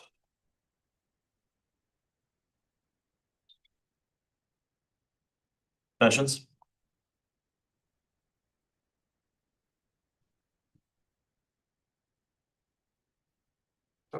How are you? So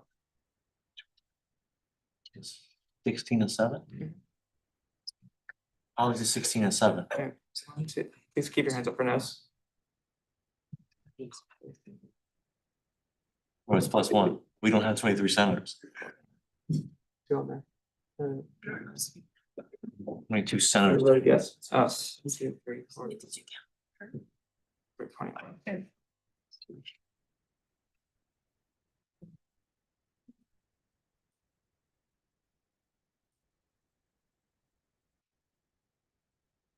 But it's all, are you an abstention? Yes, sorry. Wait, hands up for abstentions, please. That's still 5. Right? Okay, let's do this again. Until we learn to just follow the procedure, we'll have to do them several times over. It's just hands up when said, and then that's it. Hands up for yes, please. Asher, are you yes? 1, 2.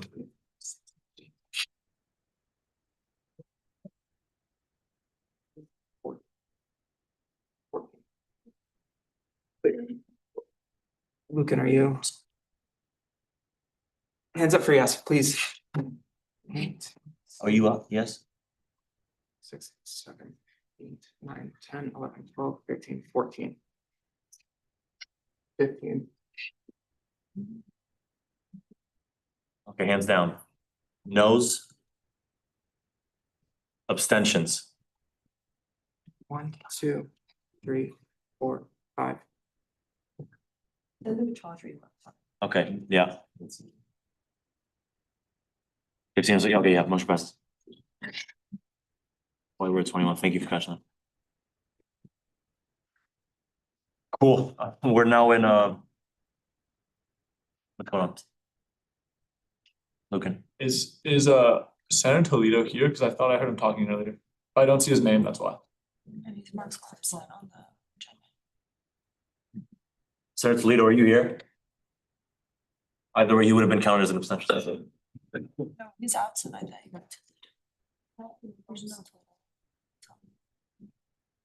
Point of order. Oh, he's absent, yes. Yeah, so we have 22 senators. There's still. Sorry, left.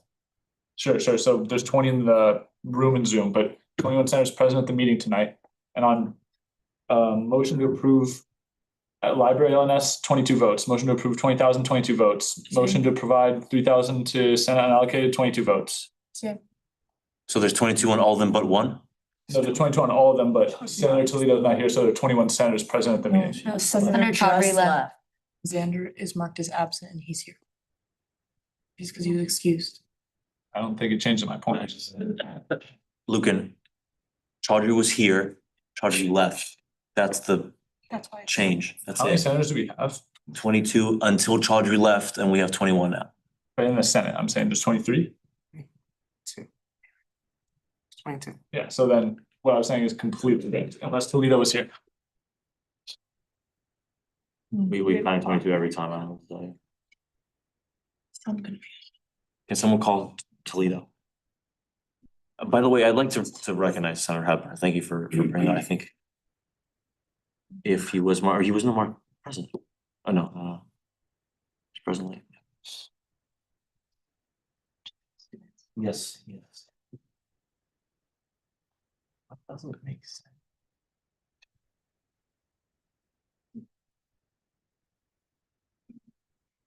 Oh, there's 23. Yeah, then I'm tripping, never mind. I rescind my point of order. Oh. No, there's 23 Senator. technically counting. No, it's 22. There's 23 on the. There's 23. There's 23, guys. Okay, we're fine. All right, we're on to the next resolution.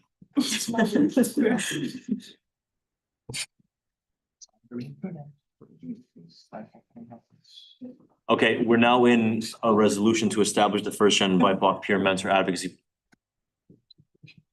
May I make a comment before we get into that discussion? Sure. Quick comment. Is it possible for us to get like a buzzer or something, like to count votes? I feel like Relax, one thing at a time. I thought it was not necessary, but since we're recounting votes and I think it's wasting a lot of time, I think it's a good idea that we get, like, it's not expensive anyways. I believe with you, actually. Marissa, what? I restrict it. We'll take care of it. Okay. Wait, so what are we doing?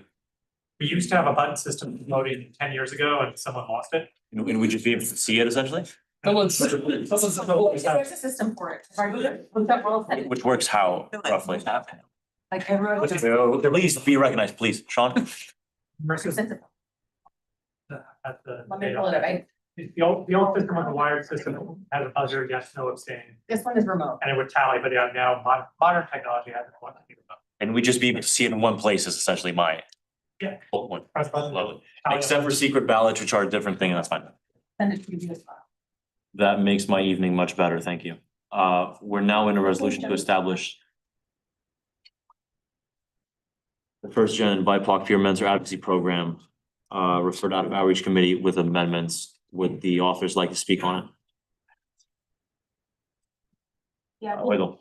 Just to discuss a little bit of the two key points about the particular changes that have happened to this particular resolution and stuff. I went and visited the outreach committee yesterday to help resolve any particular misunderstandings as well as communications to help just finalize this legislative piece. One, regarding the formatting particular things, within the meeting, we helped do any additional amendments that were necessary and communicated with the outreach committee to make it up to the current 76 standard of resolution. So it should be all formatted, all good to go, no grammatical errors regarding to that that was discussed about in the previous meetings ago. As well as I came with representatives of SCORE Board, Maya Jackson, as well as MKaya. And I also forwarded and shared with you guys a particular report they communicated about yesterday to you guys, if you would like to put it on there for the sake of transparency, just to answer some of the particular and specific questions that were mentioned about in the few meetings ago of SCORE's capability, as well as their interest and the communications they have been discussing for the past summer with support of this legislative piece. And overall, they just have given a reaffirmation in their support with this legislative piece that is in their capability of SCORE to, facilitate this program, as well as in their interest as well. So it should be grammatically as well as just for transparency, all holistically good to go. And that's all the additional comments I would say. So yeah, and also I shared with you guys the report they would like to have, as well as I believe Kamaya Jackson potentially did email you as well, or one of the executive members. So if you guys need any additional comments or concerns, that should be all good to go. I have sent the reports to all of you and Holly to you as well. If you could put it up on Zoom for the duration of discussion, it might be worthwhile. Does the second, Lighton, do you have anything to add on? No. Lucan? And then it says with amendments, because the only amendments made were to fix the formatting. And so it was a single motion. We opened the document and said motion, someone in the committee motioned to fix the formatting to adhere to the 76 Senate resolution or something like that. And then from there, we just adjusted the formatting to be consistent with the formatting for the Senate. I would like to recognize Senator Manola. Please feel free to take a share. Emily. Question for the authors, if/when the resolution passes, I know it was proposed to start beginning of fall, but since this is the middle of fall, I was wondering when this program would start and like the training and everything. That's a good question. Thank you for asking that as well. Because of the time and concerns with the particular thing happening in the fall, I will be meeting as soon as this is passed, as soon as possible with the particular scoreboard, just to help rehabilitate this particular program to see how it can be best facilitated, whether starting it in the winter quarter or just starting it maybe some indirect particular ways to help still make this facilitated in the fall quarter as much as it can be. If not, at least a pilot program for the fall and then seeing how it could be continued more better just due to the time and conveniences for the rest of the year.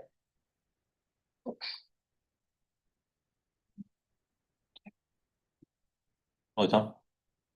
I just wanted to add, so that this is a very good bill.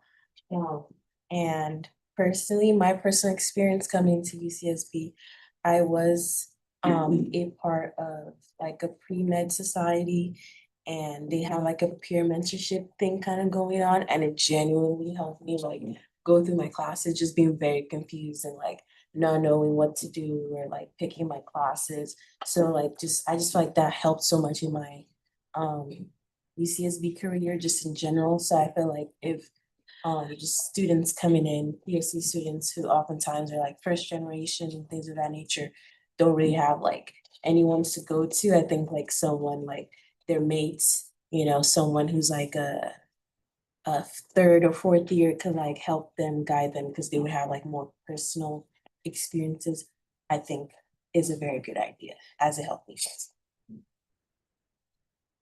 I just remembered an additional fact, just to re-emphasize the urgency of this particular important legislative piece and stuff, that unfortunately I cannot go into condoning so much full details about this unless it is in closed session, but as people have mentioned about it earlier in this meeting and stuff in full detail, that because of the things happening on campuses right now with particular budget cuts as well as administrative plannings and a lot of restrictions happening to current existing programs that are at current risk right now, that it is, I think, critical and essential to have, if not for just pure mentor programs, in particular for AS to be at the front foot of just having students, I think, so we're in the fullest of control when it comes to these programs, to not be as full of an exponentiated risk in comparison to administrative current ones that are happening right now that are amid through crises right now, as well as continuing seeing risk, that at least we have security to help manage this as support as alternative programs, regardless of what happens in the outcomes in the future for other programs supporting marginalized students. So yeah.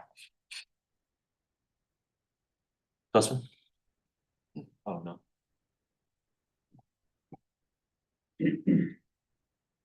Again. I move to approve a resolution to establish the first gen BIPOC peer mentor advocacy program, PMAP, referred out of outreach committee with amendments. Well. But a motion to approve a resolution to establish the first gen BIPOC peer mentor advocacy program for our outreach committee with amendments. Is there a second, Monese? Second. For the second, we're now in discussion, Manala. One question. Is move and motion the same thing? Just wanted to Yes. clarify. Okay, thanks. The question has been called. Is any objection? Call the question. So The objection by consent. Seeing none, motion passes, so we now move into a hand vote. But yes, as Robert's rules, move and motion are used interchangeably. Thank you. Usually move, I think. Hands up for yes, please.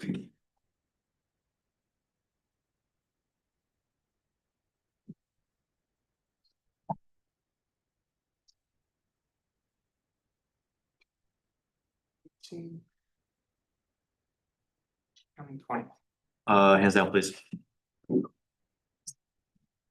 Hands down, please. Nose? Abstentions? Ha ha ha. Zero, zero. Motion passes.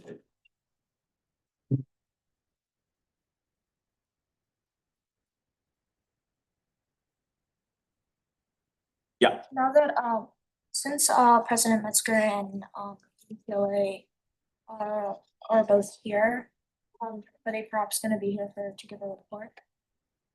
It's a great question. I didn't respond. Do you guys wanna? Thank you. Yeah, report.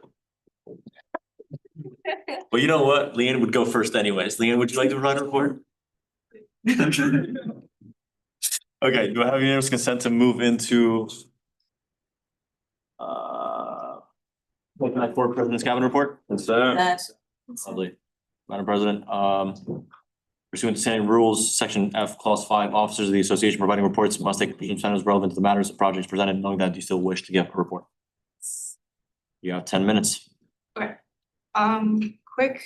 quick this week, just wanted to talk to you all about, like, obviously, starting November 1st, like CalFresh won't be, like, the new November CalFresh won't be available. And so I just wanna let you know that I have like meetings with our basic needs team and also the chair of the academic senate to talk about what can be done about like food insecurity. And I've also been talking to my office about it. And we've been talking about like maybe we can offer more meal swipes from the food bank, donated meal swipes, or getting like a restaurant to like do meal donations for people who show their EBT card. And so I'll be I'm hoping to have some more clarity about that after this week, but I'll probably be presenting more of like a clear project, like, and like also like quick on the timeline, obviously, because November's in 2 days. But hoping to maybe pull resources from like groups across the association / Senate unallocated for this. Because it's obviously, we have 5,400 students on EBT at UCSB. And there's not the money to be providing them all with $300, but we can at least do something to address the issue in the interim. So if anyone has thoughts about that, please let me know. And then just a few updates on the like executive director search committee. So I sent out the like form for feedback for the job description. I also had an open forum and I've been receiving feedback on the job description. So once the like search committee meets and we'll be looking through the feedback, finalizing the job description, and then it'll come to Senate in about probably within the next 2 weeks.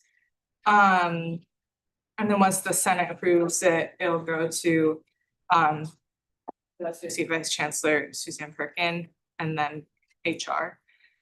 So that's kind of an update on that.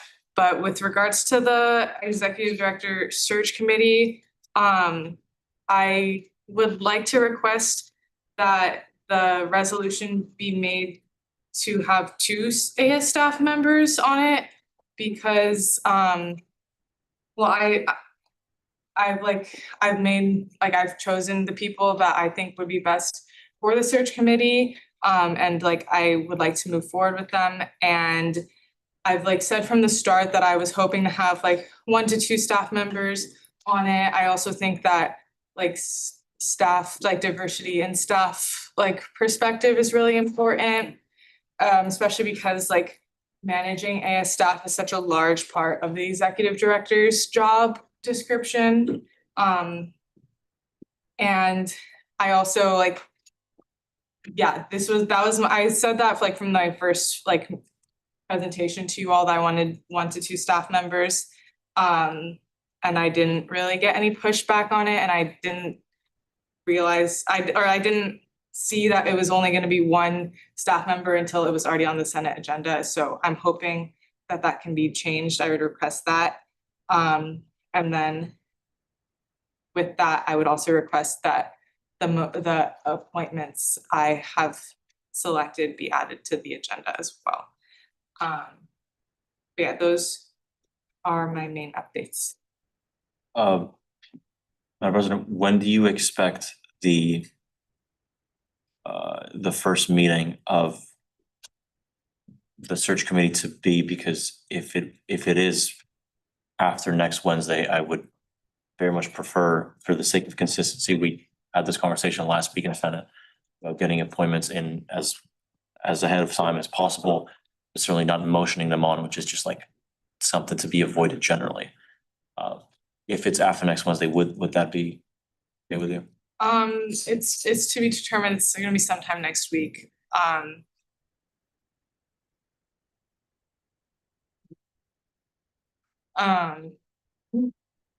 Yeah, I mean, the goal is to get this going as quick as possible. I think there's been a lot of pressure on me from like people around the association to get the hiring going. And so that's what I'm trying to do. Yeah, and I apologize that I wasn't ready before the agenda was set out, but I had like a lot of deliberation to make and I wanted to not make the decisions in a rushed manner. So then, On respect to that, considering like last year's Senate meeting, I think the main problem was like, can't this wait? But considering that this is something that really can't be waited on and should be like this Senate meeting, I feel like, or at least I personally as a senator wouldn't mind having this motion onto the agenda, considering the importance of it. I think the last 30-minute debate that we had last week was about like, do you really need this right now? Shouldn't you have done it beforehand if it was necessary and so on? I yield. Carter. Thanks for your presentation. To your first point about food insecurity, I just wanted to let you know that myself and a couple other senators are working on this thing called a super kitchen. We have a partner in IB who's basically, lack of better words, it's a soup kitchen. We didn't want to call it a soup kitchen because it sounds like a Great Depression type of thing, you know? Like it just invokes, you know, those photos of, you know, people and dust all around it and stuff. So we didn't want to call it that, but that's essentially what it is. We're going to market it up, make it a little bit more appealing, but that in theory would be a great project for your help on. So I'll definitely keep you updated on that, but I definitely request that you keep up on that. Anything else? Thanks so much.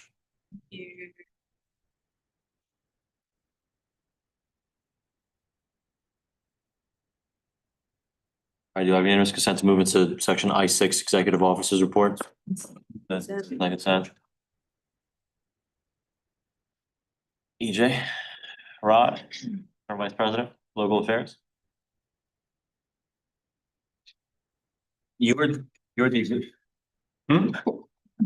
you heard the agreement, right? The speaking Yeah. agreement? Yeah, I agree. Do you agree? Totally, fully. Good evening, senators. Hope you're all having a great fall quarter. I like the Halloween spirit. In the interest of respecting your time, I'm gonna make this quick. I have a lot of projects in my office, but the main one right now that I'm very concerned about is the Save Deltopia campaign. As I'm sure all of you have heard, Ivy Field Patrol has proposed a 72-hour noise ordinance on the weekend of Deltopia, which would also have the right to be moved to any weekend that they think Deltopia is happening on. So I've been aware of this for like a month and a half now. I broke the story to the Nexus and we started our social media campaign. Big success. The Instagram post had almost 60,000 views on it, which is by far the best like performing post on our account up until this point. There's a lot of engagement on Instagram, Yik Yak, all the different platforms. So we know obviously students care.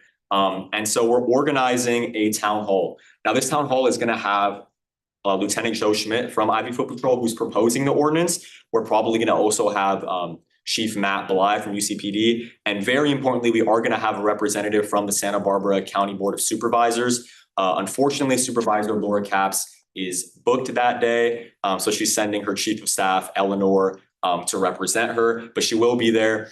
I am also going to look into getting local reporting at the town hall. So I'm gonna be reaching out to some contacts from SB Independent, News Hawk, and KEYT. And so this is like a huge deal. And the way in which students can make their voice heard about this is by showing up. There has to be a large number of students. Both the police and the Board of Supervisors react first and foremost to numbers. If you can have an amazingly well-crafted argument, if there's only a few people in the room, they don't care. They want to see a lot of people that will pressure them and make them afraid of going in this direction because obviously they rely on us to remain in office. They rely on us for our votes. So it is highly important that as many people show up to this as possible. So I am like cordially inviting all of you on Senate to participate. It will be on November 12th at 5 p.m. in Ivy Theater. We're gonna have free Chick-fil-A catering, so that's also an added bonus. Yeah, now he's excited. But yeah, I really like, I cannot emphasize enough. I'm having my office, I'm basically making it mandatory for them to come. Us as execs have talked about making our offices come. We're also gonna be meeting with, so I have a meeting with Aunt Hellenic. coming up here to also get a lot of sorority and Greek life representation in general there, because they are, of course, also impacted by this ordinance. And so it's like highly important that we have an all hands on deck approach on the associated student side of things for this. And so social media, we're going to start promoting specifically this town hall event either tomorrow or Friday, depending on when the flyer's done. And we're gonna have a lot of like TikToks, Reels, etc. posted about this. I know Outreach Committee, I've spoken to you guys a little bit about some ideas. I love the idea of going to classrooms and going to lectures and announcing it. What's super convenient is right before the town hall at 4:45, a class is like ending there. So I'm gonna go announce to the class, hey, stick around and you can get some free Chick-fil-A and complain about Deltopia. So that's a really, really convenient thing. But I also like definitely want to keep in touch with you guys about scheduling going to lectures. That's gonna be huge. In terms of just social media collaboration in general, I welcome like any and all ideas. If any of you have ideas about anything, let me know. And in terms of incorporating like a variety of organizations on campus, that's super important. All of you are very well connected to a variety of organizations. So please like let them know when the flyer's done, we're gonna be sending it out to literally everyone the same way we did for that first one. So please keep them in the loop. If you have connections to organizations that you'd be interested in bringing to me, I would really appreciate that. So yeah, that's sort of like the biggest thing I want to talk about for this report, because it's just like very important. I think we all understand that it isn't just about like partying. It is a students' rights issue. I think students are frustrated with feeling like they don't have a voice in a place that they live, feeling like decisions are being made about them and their events without really coming to them in a meaningful way. And so I think it's important that we provide that space. And this is the opportunity to change how this goes. Like this is it. It's happening in 2 weeks. So I really urge all of you to come and bring literally everyone you know. And so, yeah, that's about it for that. If you guys have any questions or comments. Logan. I have two questions. I'll ask them both. Firstly, simply, I didn't hear the date for this. So could you provide the date? And then secondly, just I have to keep the floor just for the whatever. Secondly, do you have a plan for centralizing or finding a means of dispersing information to students, like for example, collecting email addresses of students who are interested in this, students who go to the event, or getting students so that you can start to send out information in that way?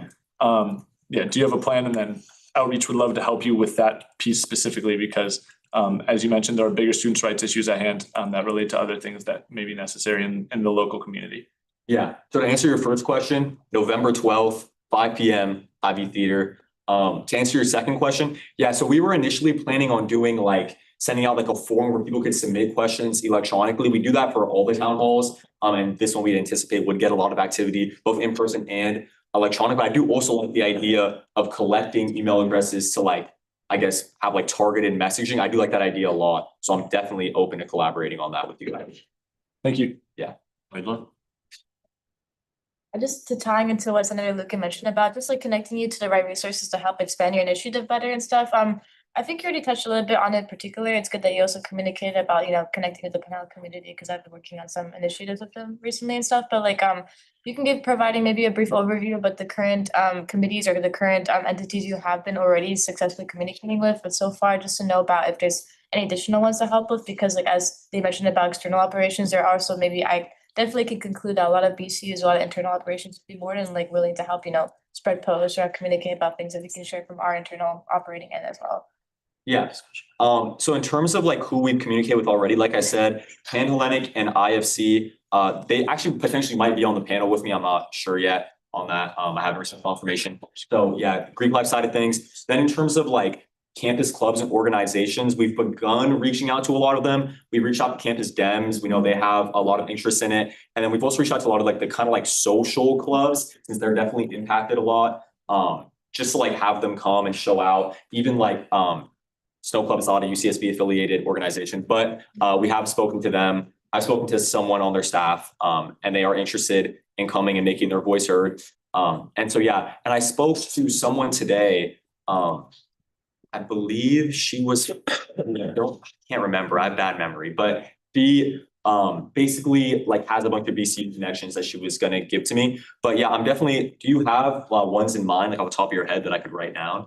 I mean, if it's like a localized affair, maybe just connecting with other like some BCU internal operations things as well, like, it's like IVCRC obviously has also things to do. Oh, she was from IVCRC, actually. That's what it was. You just reminded me. I think I know what you're talking about, yeah, so Yeah. just like, maybe like I live in so like related particular BCs I think would be good and stuff, so. Yeah. It connects with EVPLA's mission, so I think it. No, definitely. And I don't know if I mentioned it, this is also in collaboration with IVCSD, the Community Services District as well. So they will have a member of their board on the panel and they'll help with promotion and all those sorts of things as well. You'll chair Senator Sutton. Molly's. Thank you so much for your hard work, EDPLA Rod. Can you send out to the Senate like a flyer that like you used on your Instagram so we can distribute it to like respective VC chairs as well as post it on our Instagram? I would love to post it on our, I'm really close to chair of IVTU as well as members of Pardo Center. So I can help give out the information for them so they can advertise it everywhere.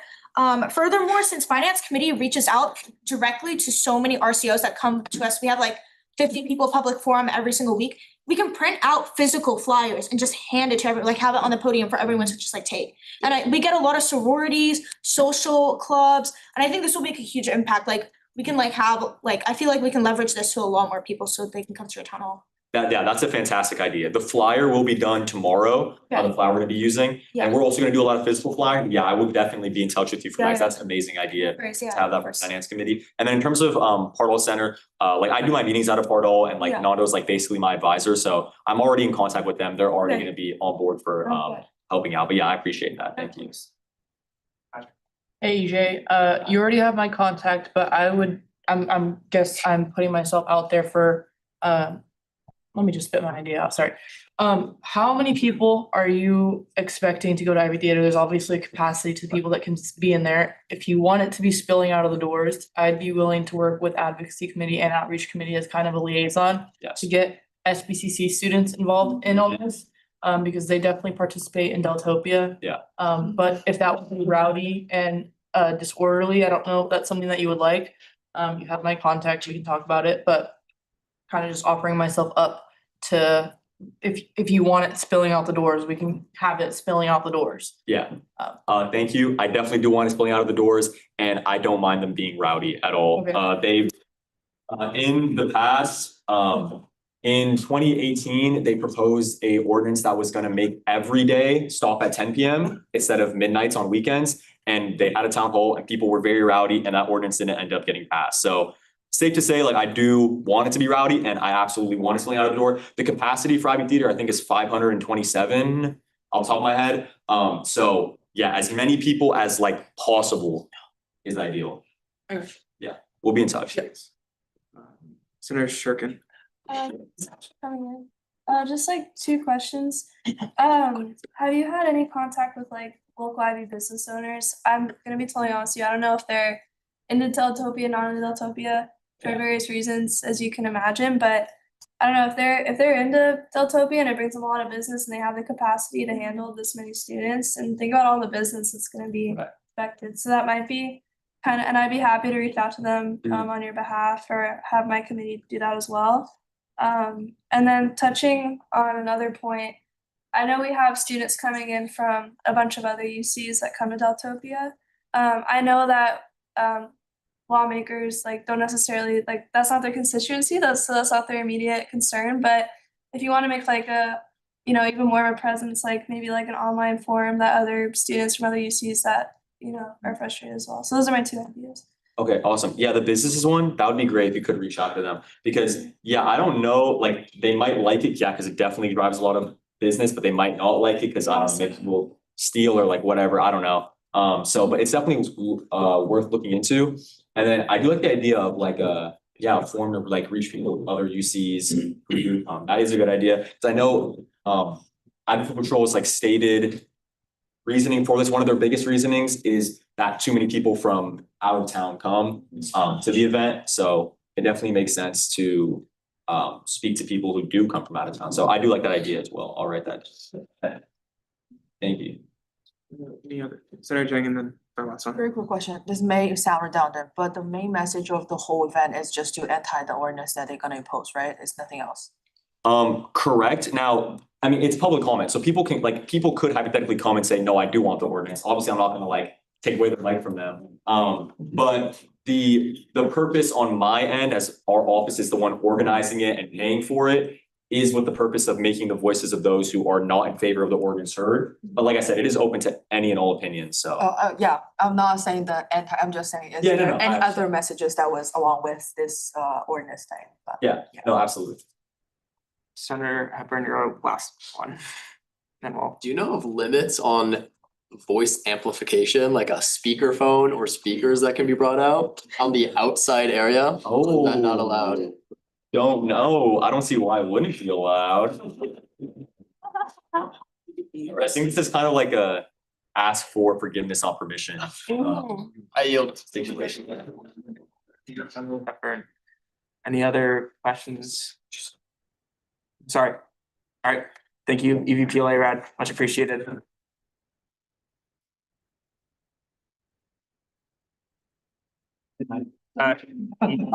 EVPLA Rad, if you wanna send the flyer, you can text it to me. I Yeah, can the send- second that I get it, I'll send it over. Thank you, much appreciated. Have a good one. Alright, I yield chairship back to VP Walla.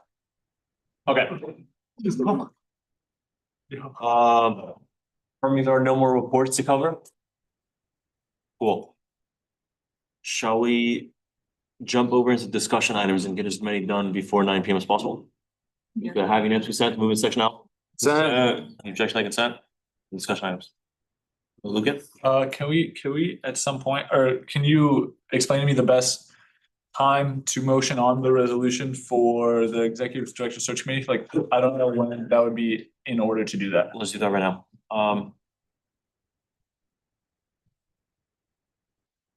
New business. Would you have a preference, new business or action items? The new legislation. Fair enough. Okay, do we have a unanimous consent to move in section C, new business? Any objection to consent? Lucan? Before I make any motions, I'd like to say, for in the interest of transparency, I've just copied over exactly what was in the original proposal, so I haven't made any changes. Just purely just to not, so everyone knows what's there, know what they've already read. I yield. Point of information. Mm-hmm. I'd also like to force discharge a bill that got lost, or a resolution that got lost in committee. Is that under new business or action items? We're not doing that tonight. The chair should, and that we want to get used to this practice. The chair of whatever committee it's on will send Senate leadership the piece of legislation and we will add it on in the next meeting. Senator Lugan? That's, by the way, it's not a point of information. The first one was totally. No, Absolutely. no, you said you will do something. No, You I don't said said when would it be best? Is it under action items or new business? Yeah, Those are and the what- response was provided. Okay, so that was a point of information. Sure. What are you raising your hand about? May I be recognized to speak freely? Okay, I've spoken with both the chairs of the committee and also Senate leadership, and the course of action that was recommended was to force discharge this resolution out of committee because it has been longer than 3 weeks. And I've asked it to be put on the agenda several times verbally, and it hasn't been, so I'm exercising my right as a senator to motion it onto the agenda and force discharge it. I was just asking if you want it under new business or action items. Of course, you have the opportunity to the ability to discharge it. I want to make clear that when something has been referred back to the Senate, it's not up to either of the three of us, any of the three of us, to go back in and scour through agendas and all the rest of it. The relevant chair send it over to us, so we can make an exception. Let's not have this happen again. Can we deal with Lucan's thing and then we can get to it? Thank you, Senator Lucan. I move to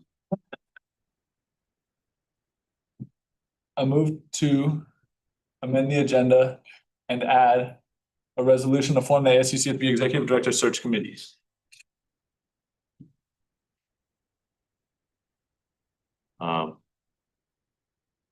There's been a motion to amend the agenda and add a resolution to form the ASUCSB Executive Director Search Committee. Is there a second?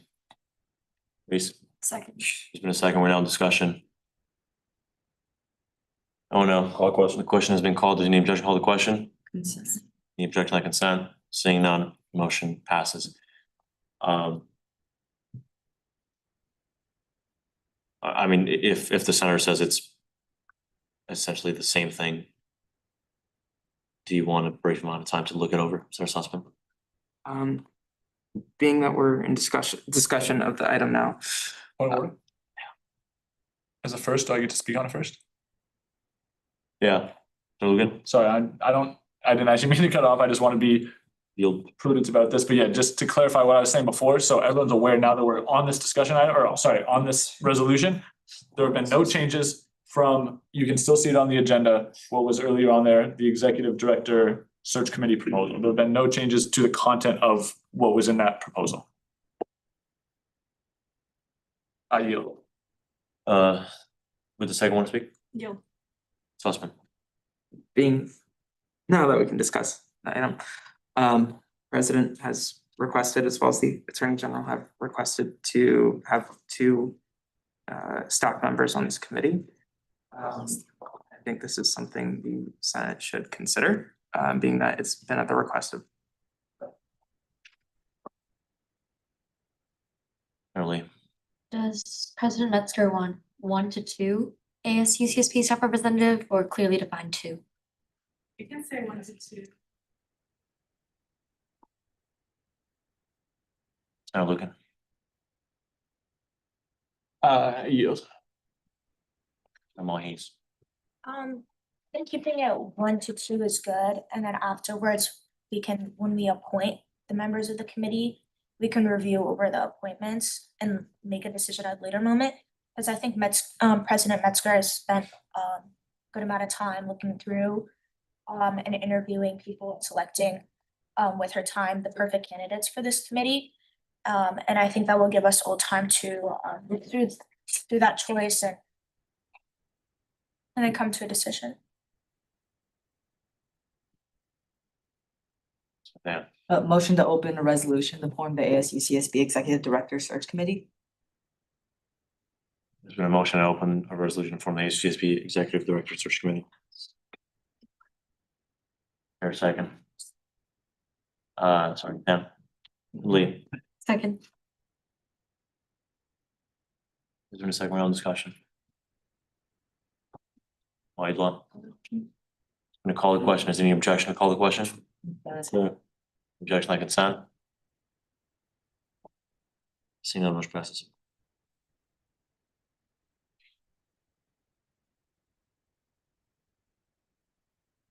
Wait, point of information, wait, why are we opening it? Can we just like, are we gonna change something in it? Yeah, that's why you open things. Yeah. Wait, isn't that what it says? Council? Motion to amend a resolution to form the ASUCSB Executive Director Search Committee to amend the statement 1 in brackets 1 ASUCSB staff representative to say 1 to 2 ASUCSB staff representatives. Do you have that in written form? I rewrote it. Shit, thanks.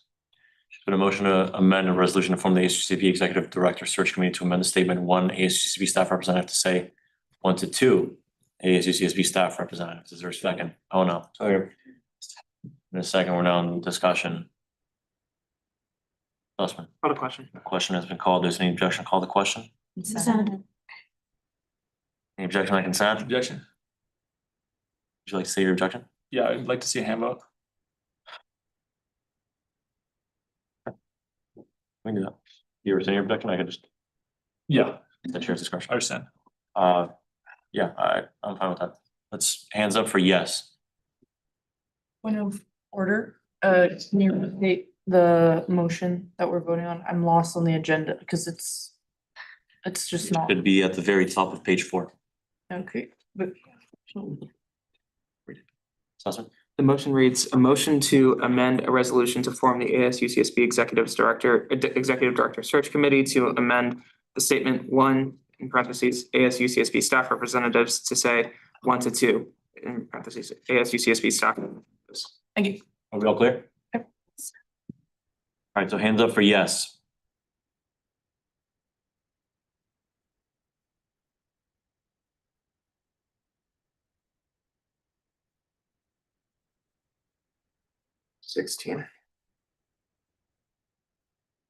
Hands down. Noes. Abstentions? 3, 4. Okay, 1604. Motion passes.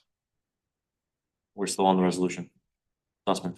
Motion to close a resolution to form the ASUCSB Executive Director Search Committee.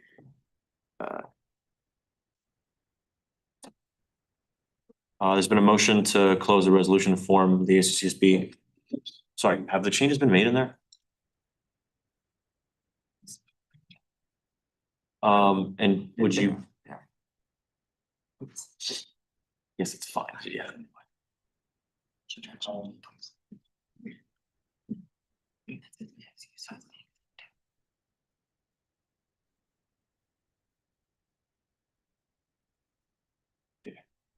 Okay, there's been a motion to close the aforementioned resolution. There's a second, Mohit?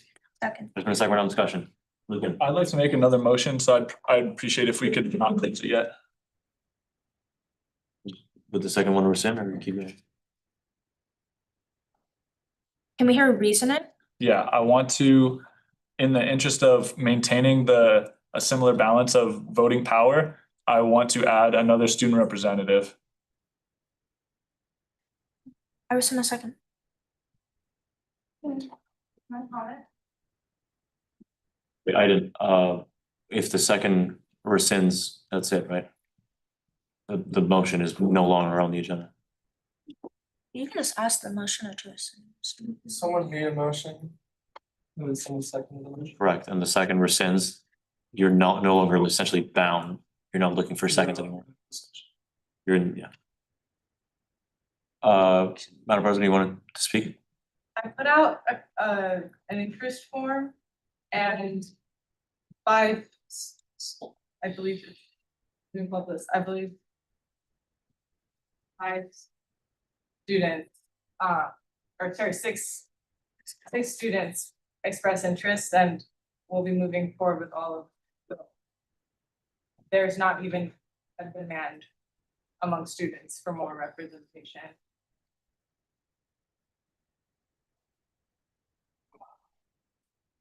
Sorry, this is 2 to 3 entity representatives as it stands. So there is the possibility for 7 under this. Okay. Does that make sense? Yeah.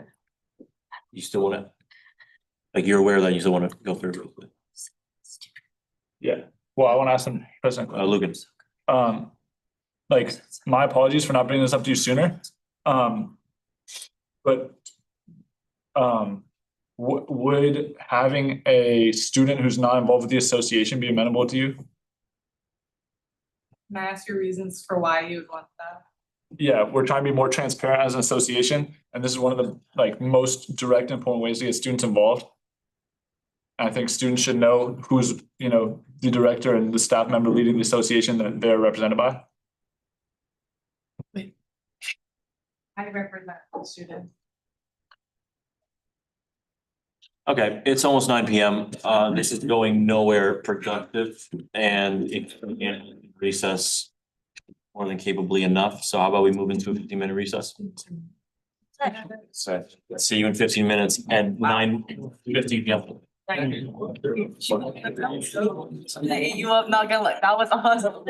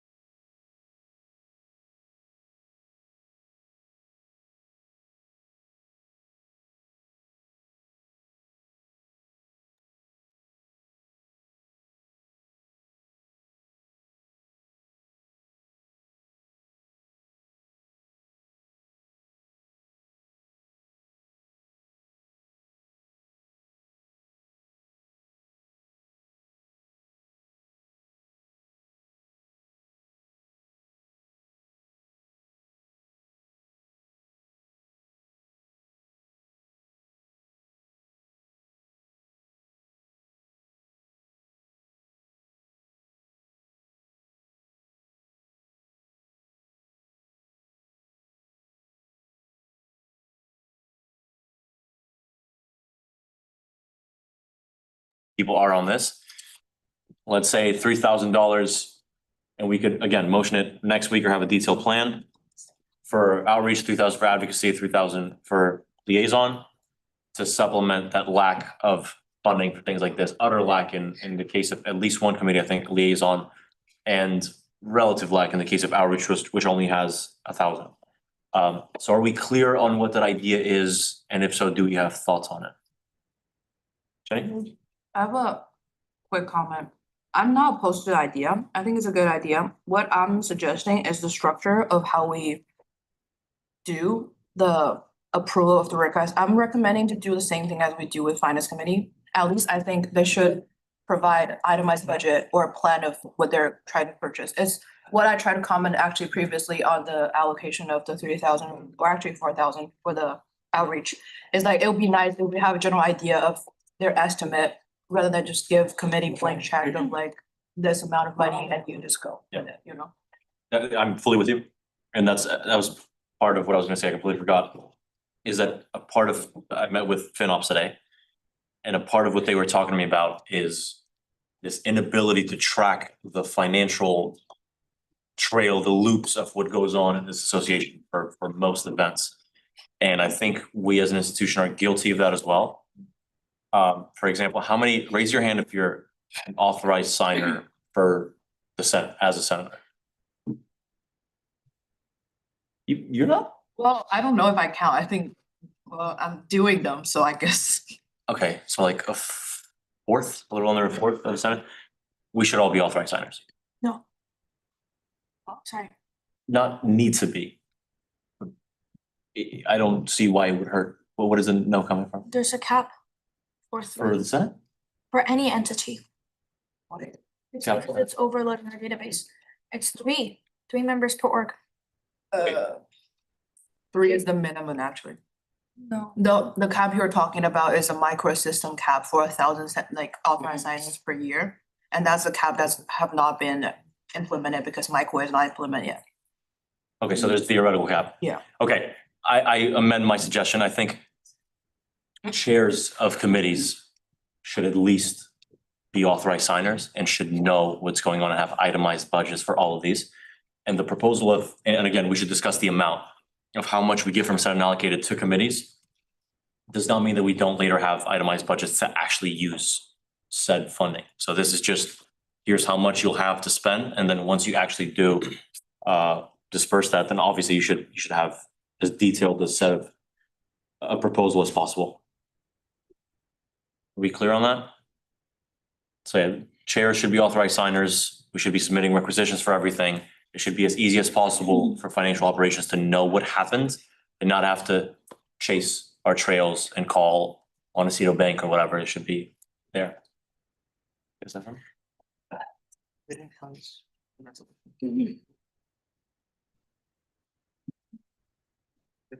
Oh my God. Okay. I guess I was just talking then. We are still in the, we're still in a resolution to. Great. That's what happens when you go over time. I'm not doing that again. Should be back here like 15 minutes sharp. Sorry about that.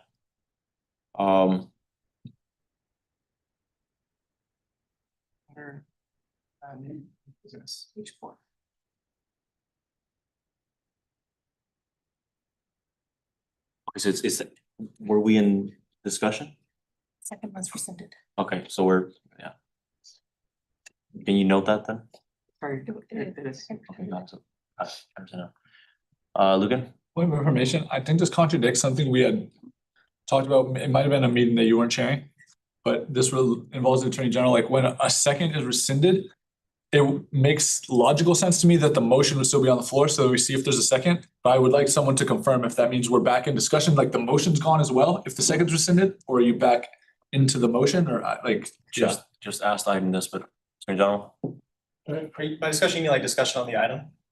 Not like discussion of the motion? Someone makes. I'm just gonna elaborate, because I read through Robert's rules again for this. The technicality is someone makes a first and someone makes a second. Before, like, the chair has the opportunity to basically say, do you want to rescind your second?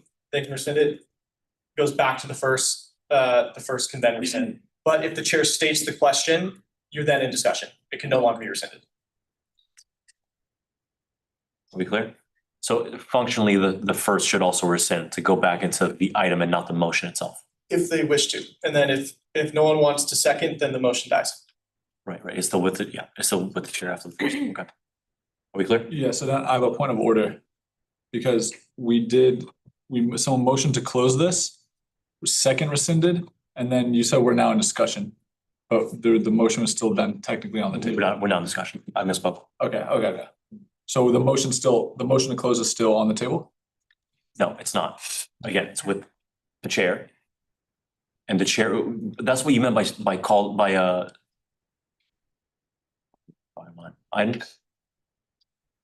The chair has to state the question. Right. Which is, there has been a second, we are now in discussion. If that does not happen, the second can still withdraw. Yes. And then the first still stays on the floor, someone can still second it, and they can withdraw. If no one chooses to second it, the motion dies. Yeah, we're talking about after stating the question.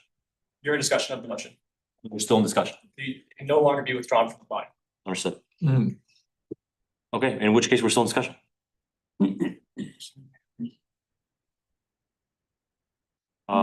But we just strike this, we're still in discussion. Lucan. Call the question. Question has been called. There's any objection, call the question. Any objection on consent? Seeing none, motion passes. It's now closed. So if you want to. Yeah, if you want to refer it to. Is on. Lee? Question, did Senator Lucan and President Metzger figure out the thing that we were talking before recess? Oh, thank you. Sussman? Motion to refer a resolution to form the ASUCSB Executive Director Search Committee to the Liaison Committee. It's been a motion for a resolution from the ASUCSB Executive Director Search Committee to the Liaison Committee. Is there a second, Mahis? There's been a second, we're now in discussion. Lee? Call the question. Question has been called. Is objection to the question? Friends. Any objection by consent? Seeing none, motion passes. Oh no. We're on the discharge. Motion to discharge a resolution to form the ASUCSB Executive Director Search Committee to the Senate floor. Is there a motion to discharge a resolution from the ASUCSB Executive Committee Search Committee back to the Senate floor? Is there a second, Sussman? Second. There's been a second, we're on discussion. Mahis? This question has been called. Is any objection called the question? Any objection by consent? Seeing none, motion passes. So now it's back with us magically. Mahis? I know we kind of got a flow here, but after we do this, can we go to excuse absences? So. Sure. But motion to, Wait, Mahis? sorry. Motion to vote on a resolution to form the ASUCSB Executive Director Search Committee. There's been a motion to vote on the resolution to form the ACCSB Executive Director Search Committee. Is there a second? Ona? Second. There's been a second on discussion. Lee? Question. The question has been called. Any objection called the question? Consent. Any objection by consent? Seeing none, we move into a hand vote. Hands up for yes, please.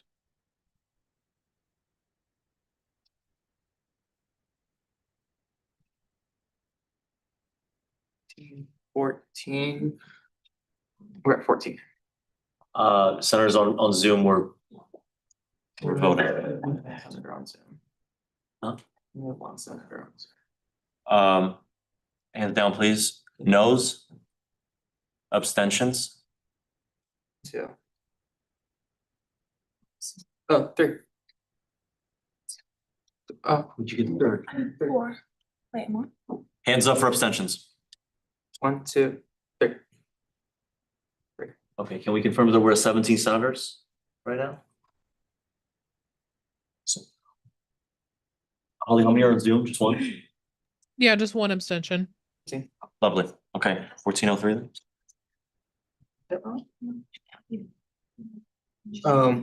1404. Can we write an E1? Mira? No, Mira's here. Mira's here. Okay, motion passes. Wait, I saw your name tag. What? Okay, motion passes. Wait, what about Anna? Well, okay.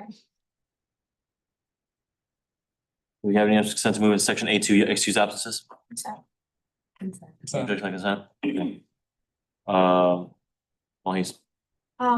Motion to excuse Senator Sundaresan for the remainder of the meeting. From now, Yes, from now to the remainder of the meeting. there's been a motion to excuse Senator Rajon for the remainder of the meeting. Is there a second? Oh, no. Second. A second round of discussion. Lucan. Call the question. Questions, just call the question. Aye. Any objection, consent? See now which passes.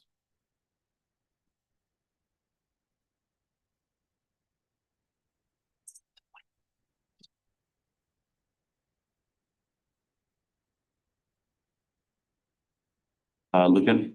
I have a point of information, 2 points of information. Do you have to get recognized for a point of information? Unfortunately. And then that's my first, and then my second point of information is, have you recognized Senator Gutierrez? This is presence live. I don't know if you have to do that, but.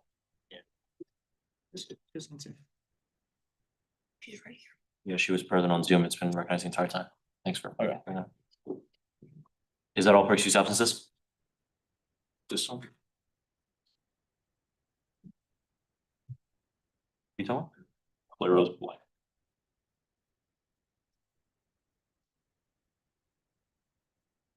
Yeah, Claire was present the entire time. Thanks. Thanks. Point of information. Let's not abuse it, please. Pasher, It's procedural. I know, it's just, yeah. Okay, do we need to excuse the proxy for Manala? Senator Manala? No. Okay, thank you. Information received. Do we have unanimous consent to move into section L discussion items? Consent. Okay, we de facto did the first one, even. Yeah, there's no point. Let's move to the second discussion item, which is on the project tracker and referral of legislation to the Senate. We can quit side conversation, that'd be great. So there's two parts of this. The first is, please, every individual senator add which projects you're working on the tracker. That is the expectation. That's what the Director of Accountability is gonna be looking at. If you have several projects you're involved in, there's a very easy add row function in Google Sheets, and you can add as many as you're involved in. And secondly, at the bottom of the Senate sheet, I ask the chairs of committees, please, just in bold font, indicate that this is under your committee and list out what it is that you're working on. Everything throughout the year completed in progress, still in planning phases, all the rest of it. It's pretty simple. Any questions or thoughts? Senator Shurkin? I was wondering if, cause due to the format, it can, if like a committee is working on a bunch of different projects, it's a little hard to see the name of the project and like a brief description, so could we I kind of started working on this, but could we link like under Senate standing committees, you have advocacy and the rest, could we link the project brief to that name, like a Google Doc link, and then it takes someone to like a full brief of every project? I just feel like that'd be a little like better to look at. It's fine with me. Any thoughts on that one? Did everybody understand that? No. Elise? I think that's a good idea, but I feel like if you're slightly interested, you can just email or text the person and stuff. I know this is all good ideas we have on the Senate floor, but I feel like every single Senate meeting, we're making things more restrictive, like putting more rules on each other. So I know we can come to a decision that it's highly suggested to do something, but I don't wanna like say that I'm limiting access for projects, but I'm just saying that it's hard for me to remember all the things that I have to do. Putting projects on a project tracker, putting this, doing that, responding to emails and stuff like that. So I wanna have like a little bit less tediousness, in our process for doing things. I appreciate you, but I think showing to the student body what we're working on, is not what I would characterize as tedious. It's what I would characterize as transparency, at least is the idea behind this.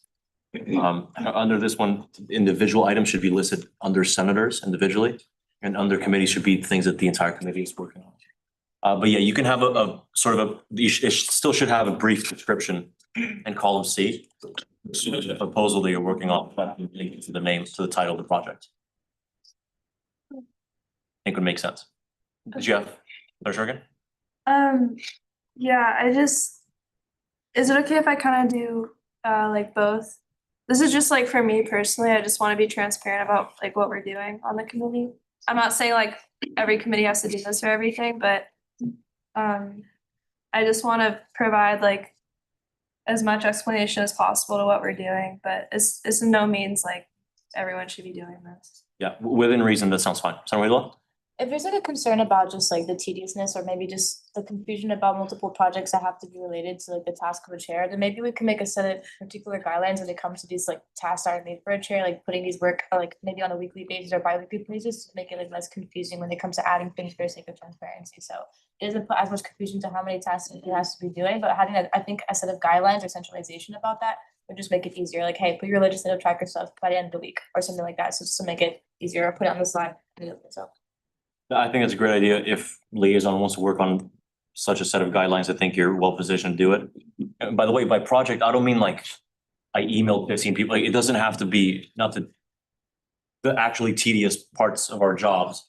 It's the big picture thing that you'll spend a quarter or several pursuing. It's just within reason what we think of as a project, a new initiative. Anyways, I don't want to take up more time on this than necessary, but any thoughts? Cool. Do we want to move on to the next one? Sorry. That's probably not smart. That's closed session.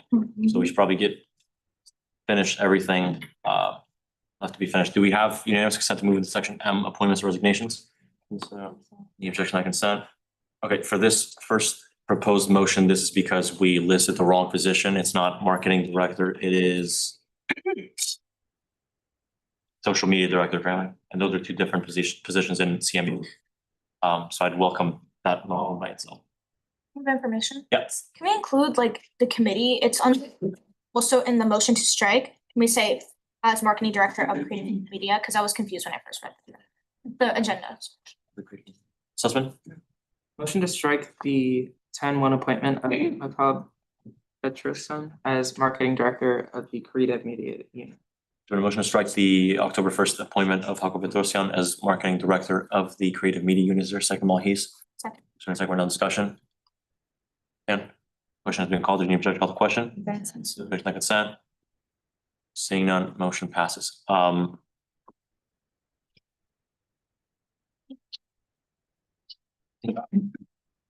Place where both a resignation and an appointment is in the office. Yes, that's correct. So do you want to bundle through all of that? Yeah.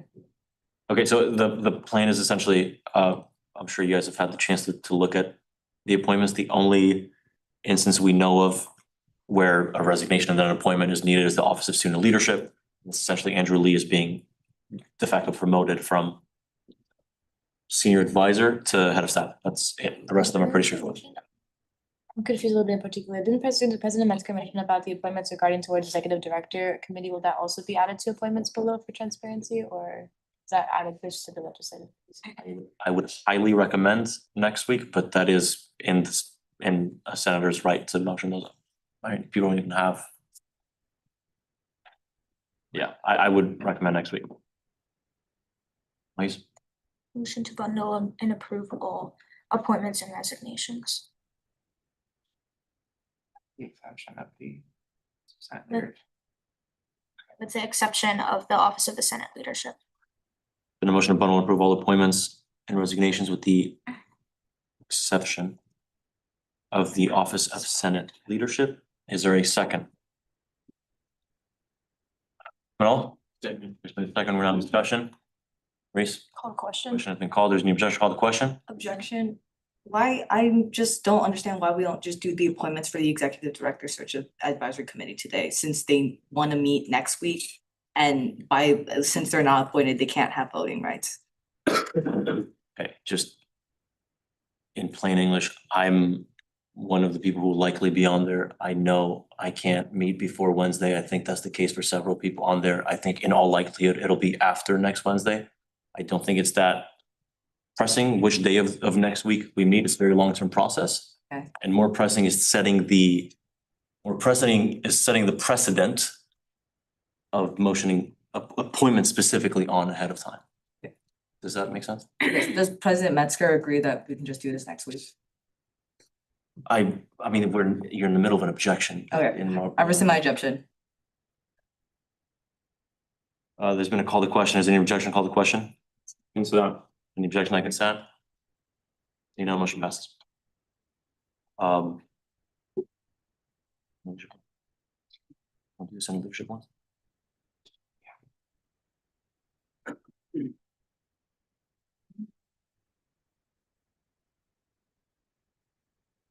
Information. For the Office of Senate Leadership, didn't we do this last time where we can still like bundle and approve it? Isn't that what we did last time? Just included it in the bundle. So why are we excluding it from the bundle this time? Chair's, Sorry? chair's discretion, chair and I have different approaches to it. Okay. I think this is far more sound. Lugan? There was no chair's discretion. The chair didn't do anything. You just, in the middle of her motion, recommended that she change her motion. So that didn't really answer her question. She asked why it's different this week, why we bundled and approved all appointments. She asked why we had to do that, or we didn't do that last week, we did do it this week, and you said chair's discretion, which to me does not answer her question. So I'm also wondering the same thing, so I would like an explanation. It was not last week, it was the last time Senator Sussman chaired and thought it proper to bundle and approve. So the problem here is you're basically appointing someone to a position they're in before you've approved the resignation of the person who is already in that office. So I think it's much more proper to just do them separately. And it's, I'm speaking. And it's, I mean, we've talked about not doing the needless procedural things that don't change anything, so I don't see why we should spend much more time on this. Information last time, the AG said it was okay to do this, and I think it's, I'm not saying we should fix it this time, we already like made that, but I feel like this is just extra motions, and if the AG said it was fine, it should be fine. I did not hear that, Attorney General, is that correct? That's what he said. Essentially, under the Office of Senate Leadership, there's the resignation of one person, and then the appointment of that same person to another position, and the appointment of a second person to the original position the first person held. Do you understand? Is that okay to bundle and approve with all the rest of it, or should you? Yeah. Only approve all of the resignation, I'll have to once. Okay, next time we will do that.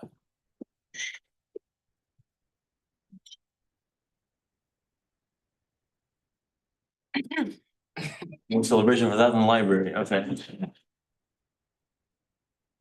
Oops. Nothing? Motion to bundle and approve the Office of the Senate Leadership.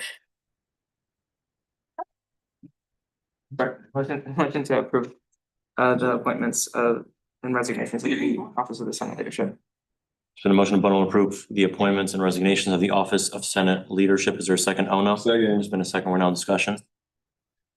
Bruce, the question has been called. There's any objection to call the question? Consent. Any objection on consent? Seeing none, motion passes. Okay, before we move, oh, sorry, Marco. Oh, can I make a motion to move back into section G, action items? There's a motion to move back into section G, action items. Is there a second, second on discussion?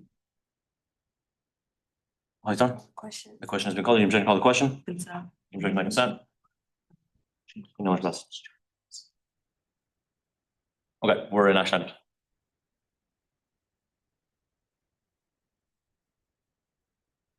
Yeah, let it go. I motion to force a discharge from the outreach committee, a resolution to establish the temporary Department of Legacy Gauchos Discovery and Feasibility Committee.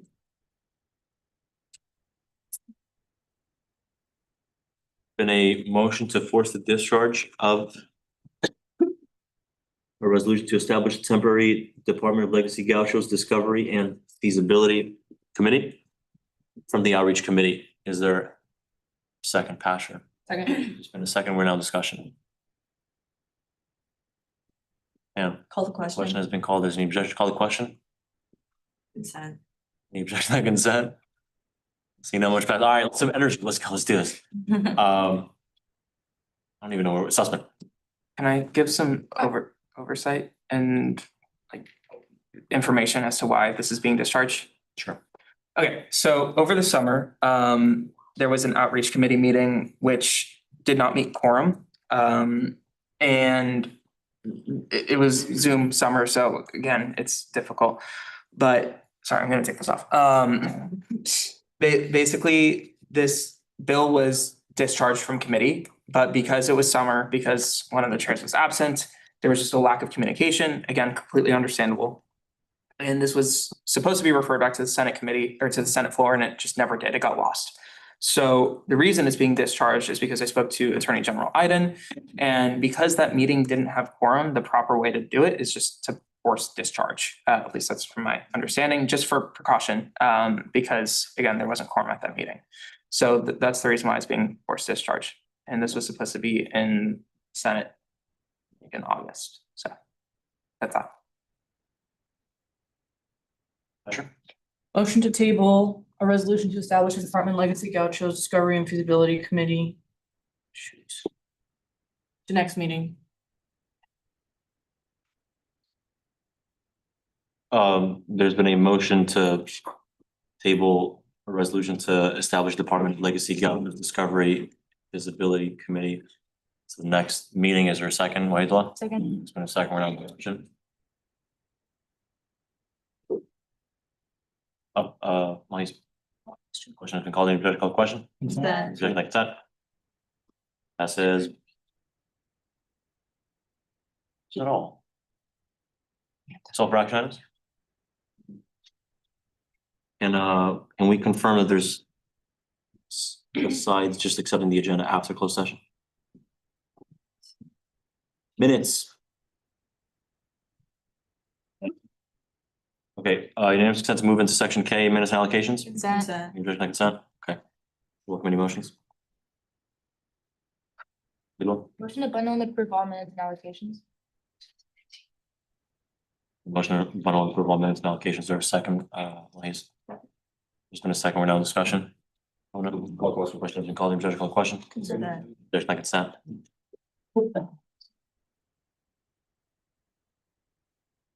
No, just wait on my. Oh, yes. Oops, sorry. Oh. Well, that's done. Again, one last time, there's nothing else before we go into closed session? Okay, I would welcome. Wait, sorry, one second. Motion to. Rather, do I have unanimous consent to move into section L discussion items? Like that. Okay, we're in discussion items, and I would welcome. This one. Lucan?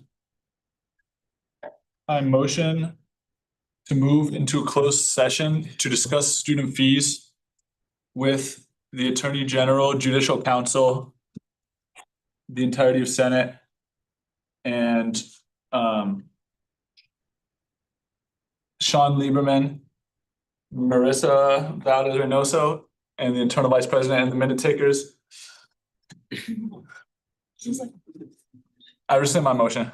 I would welcome something along the lines of motion to move into closed session to discuss blah, blah, blah. Inviting all officers of the association present in the room and virtually.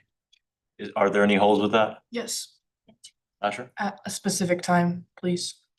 So that the minutes can reflect what time we've entered and exited. I don't think that's funny. I think. You're completely right. I just really like how you said that. At specific time. Yeah. You're right, yeah. Was that the rescind?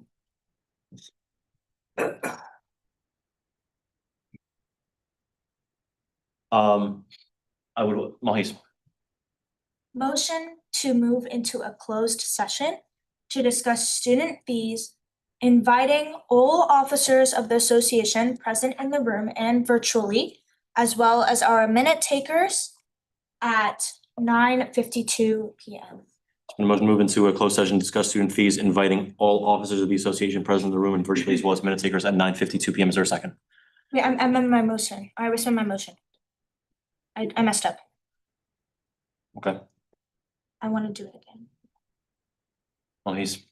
Motion to move into a closed session to discuss student fees, inviting all officers of the association present in the room and virtually, as well as our minute takers our Attorney General and officers of JC at 9:52 PM. It's fine. Motion move into a closed session to discuss, Staff. those are officers of the association. Yeah. Motion move into a closed session to discuss student fees, inviting all officers of the association present in the room and virtually, as well as all our minute takers, attorney general and officers of JC at 9:52 PM. Is there a second? Oh, no. Second. There's been a second round of discussion. Dan? Call the The question. question has been called. The objection called the question. Consent. Anybody like consent? Seeing none, motion passes.